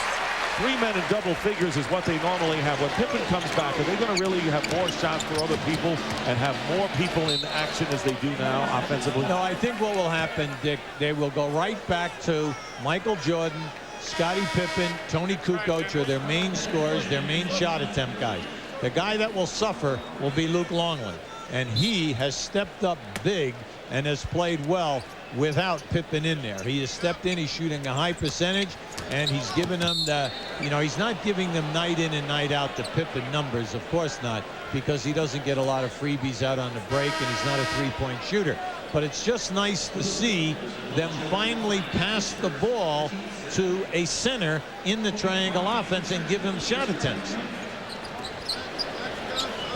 Mario Bennett, who is the 12th man on this roster, is into the game right now. Bennett, who sat out all of last year, has had 2 knee operations.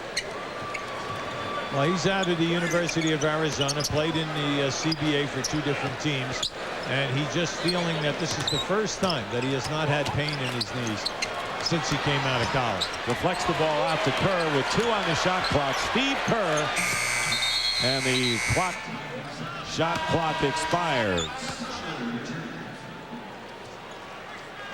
And Judd Bushler, who got the layup for the final points of the first half, has come into the game, replacing Ron Harper. Harper going out tonight, having scored 9 points. Michael Jordan, of course, getting the rest. Well-deserved. He scored 36 points. Luke Longley also on the bench after establishing a career high of 23. Kobe Bryant with his second three-point basket now with 24 points.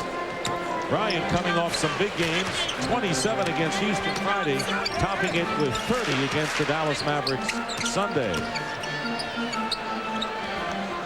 There's Joe Klein in the low post with the 3:36 remaining. Turn it over to the Lakers, and here's Bryant. Wow! Let's get the slam dunk back into the All-Star game after that one, huh? I tell you, that was impressive. That was impressive. He's impressed. You know Michael Jordan is impressed with that. Well, every time that he gets an opportunity from here to the end of the game, he's going to try something. Now, he's made a three, and then that whirlwind window. There you go. 23 now. 26, I should say, for Kobe Bryant. Happy stuffs it through as we wind down to 3 minutes to go in the game. 98-74. The Chicago Bulls on their way to a very impressive victory over the LA Lakers. People wondering whether this is going to be a sign of the future with the Lakers, the future, the Bulls, the past. Hold the phone. Here's John Barry on the turnover. And he is fouled. Well, John carried that one too far. He should have laid it up on the right side of the rim. Now, this is just Brian. Now, just keep an eye on this as he elevates up. That's spectacular. We will not have the slam dunk contest in the All-Star game this year, as probably seen its better days. You look at the Lakers, Dick, you made an interesting point a few minutes ago, and that is that the Lakers are a very young team.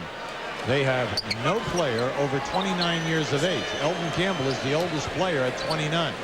And when you think that when they get Shaq back, the young basketball team going to be together for a while, and you hope that management can lock them all in and allow them to grow. Jerry West. Won't find a better general manager in the game than Jerry West of the Lakers. He's proved it year in and year out. Joe Klein on the turnaround. 100-76 with 2:08 to go. First points in the game for Joe Klein. Kobe Bryant fires and hits a three by Bryant. He's got 29 points, and he is 1 point away from his season's high. He's done it in 27 minutes. Mario Bennett on the steal. And Kobe Bryant gives it back to Mario Bennett. That was significant, Hubie. Yeah, it was. And nice shot block there by Burrell. Oh, you can see this young man is gifted. He's got it all. John Barry rebound on Klein's miss. Minute and a half to go. And they go the other way. Caffey will get the easy stuff. 102-79. Eldon Campbell, the elder statesman, as you pointed out, watching things. He scored 15 tonight. Coming up next, scores and highlights. Craig Sager with a sit-down with Laker guard Nick Van Exel tonight. And Exel scoring over 11, only 11 with 1 3. But he has had a glorious season thus far, as has Eddie Jones. But tonight, none of the starters really came through the way Del Harris would have wanted. Caffey with another chance adds to the Bulls' lead. Well, you know, Dick, that they go into the Lions' Den on Friday night. Yes, they do. The Lakers go down to Atlanta on Friday, and then they move to Charlotte on Saturday, a day off, and then they move to Houston before getting home. So they've got 3 big games left there on the Strip. They do. They felt pretty good about themselves winning the opener against the Timberwolves, but things moving up in class tonight. And now the Lakers will be 1-1 on this road trip and 8-5 on the road overall. And our butt player of the game is getting a good rest. All he did tonight, 36 points, 12 of 22 from the field, and 11 of 12 from the line. And I'm sure that both Eddie Jones and Kobe Bryant took note, although Bryant with a 26-point effort in his own right. Brian Burwell, by the way, will be out to interview Michael Jordan after this game is over. It'll be interesting to see what he thinks of Kobe Bryant and what he thinks of the impressive Bulls effort tonight, including his own. Well, the second half drive in the East is going to be some showtime. Alonzo Mourning will be back now with Miami. We'll see what happens with that ball club. We have Scottie Pippen hopefully back. New York is always got to notice New York. That's right. Indiana and Cleveland playing excellent basketball. Cleveland doing it with 4 rookies out of their first 6 players. Charlotte, they've got firepower. Absolutely. This is a dynamite Eastern Conference. And a dynamite player at 19 years of age, Kobe Bryant, now with 32 points. And that is a season's high for him. So he has gone up the ladder in the last 3 games. 27 Friday against the Rockets, 30 Sunday against the Mavericks, and he's got 33 points tonight against the Chicago Bulls. And you know, I read a piece in a clip. Somebody says, yeah, but you know what? He doesn't post up. You know what? And you know what? What are you kidding? He doesn't. Yeah. He doesn't ski with one ski either. Yeah, there you go. I mean, this young guy's got a 3-point game. What he doesn't do. You name it, he can do it. Game is over, and the Chicago Bulls send a message to the LA Lakers, although Kobe Bryant has sent a message to everyone else that he is the future. Michael Jordan with 36 to lead the Bulls. Kobe Bryant with 33 to top the Lakers. The final score, the Chicago Bulls 104, the LA Lakers 83, as the Bulls hold the Lakers to their lowest scoring output of the season, 83 points. And right now, let's go to Brian Burwell.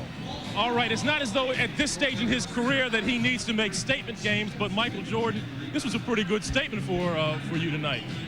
Well, I don't know about a statement. I think, you know, I was just trying to go out there and do my job and see what, you know, see how we can come out and fight a team that's very young, very agile. They're without a key player, but we were able to hold our balance and, you know, more or less control the tempo and not let them outrun us. We got their big scores in the foul trouble early in the first half. We were able to take advantage of that.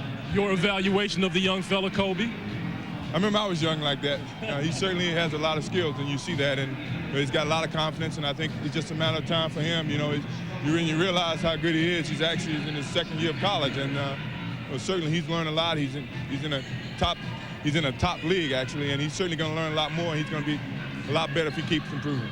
Did you impart any wisdom to him throughout the game? He asked me one question when we were down, you know, been down at half court, and he wanted to know how, when I turn around on my jump shot, how to lock the defense or how to feel the defense. I told him you should feel the defense with your legs. Once you feel the defense with your leg, you more or less got to feel where the defense is, and you can take advantage of that. So you don't have a problem giving away trade secrets during the game? Not at all. You know, it's just a matter of, you know, I think that enhances his basketball skill, and you know, someone did that for me, and certainly I'm not against giving him any kind of, you know, hints about his game if he asks. I'm certainly not going to, you know, come out and try to, you know, give him too much information. The kid, he's learned a lot in a short amount of time he's been in the league, and believe me, he's going to continue to learn. Just like to wonder what he would have done in a Carolina blue uniform, right? Yeah. All right, thanks a lot, Michael. Let's go back to Dick and Hubie. Well, they said that Dr. J was a great ambassador to the NBA. You just talked to another one, the current one, Michael Jordan. Jordan and Bryant each were a point-a-minute player tonight as the Bulls win 104-83. And we'll be right back to the United Center in Chicago after these messages.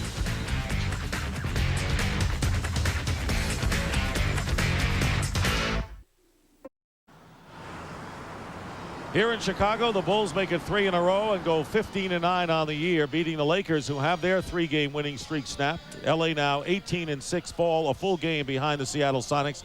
Interesting hearing Michael Jordan talk to Brian Burwell about how Kobe, you just said that earlier, he's not afraid to ask questions, and that's a great sign for the kid. Well, you have to admit the young guy is doing it. He's not a hardhead. He wants to learn. He asked the guy a major point here. How do I feel that defense? And it's great that Michael would take the time and respect the young men, because everyone knows this young guy is humble. He's blessed with great talent, and he's not afraid to ask questions. Pretty impressive victory, though, by the Chicago Bulls. Well, the Bulls were at their best. Anytime they get 100, Dick, you know, that's a plus. The other people, 34% from the field, 4 for 18 in threes. Get killed on the boards by 18. Can't get it done on the road. They'll have a rematch February 1st, but tonight it was all Chicago Bulls. That's the story from here at the United Center. Right now, let's send it to our Atlanta studios to Vince and Cheryl. Thanks, Dick. And just a reminder, Inside the NBA is coming up in just a moment. Tonight, Alonzo Mourning returns back in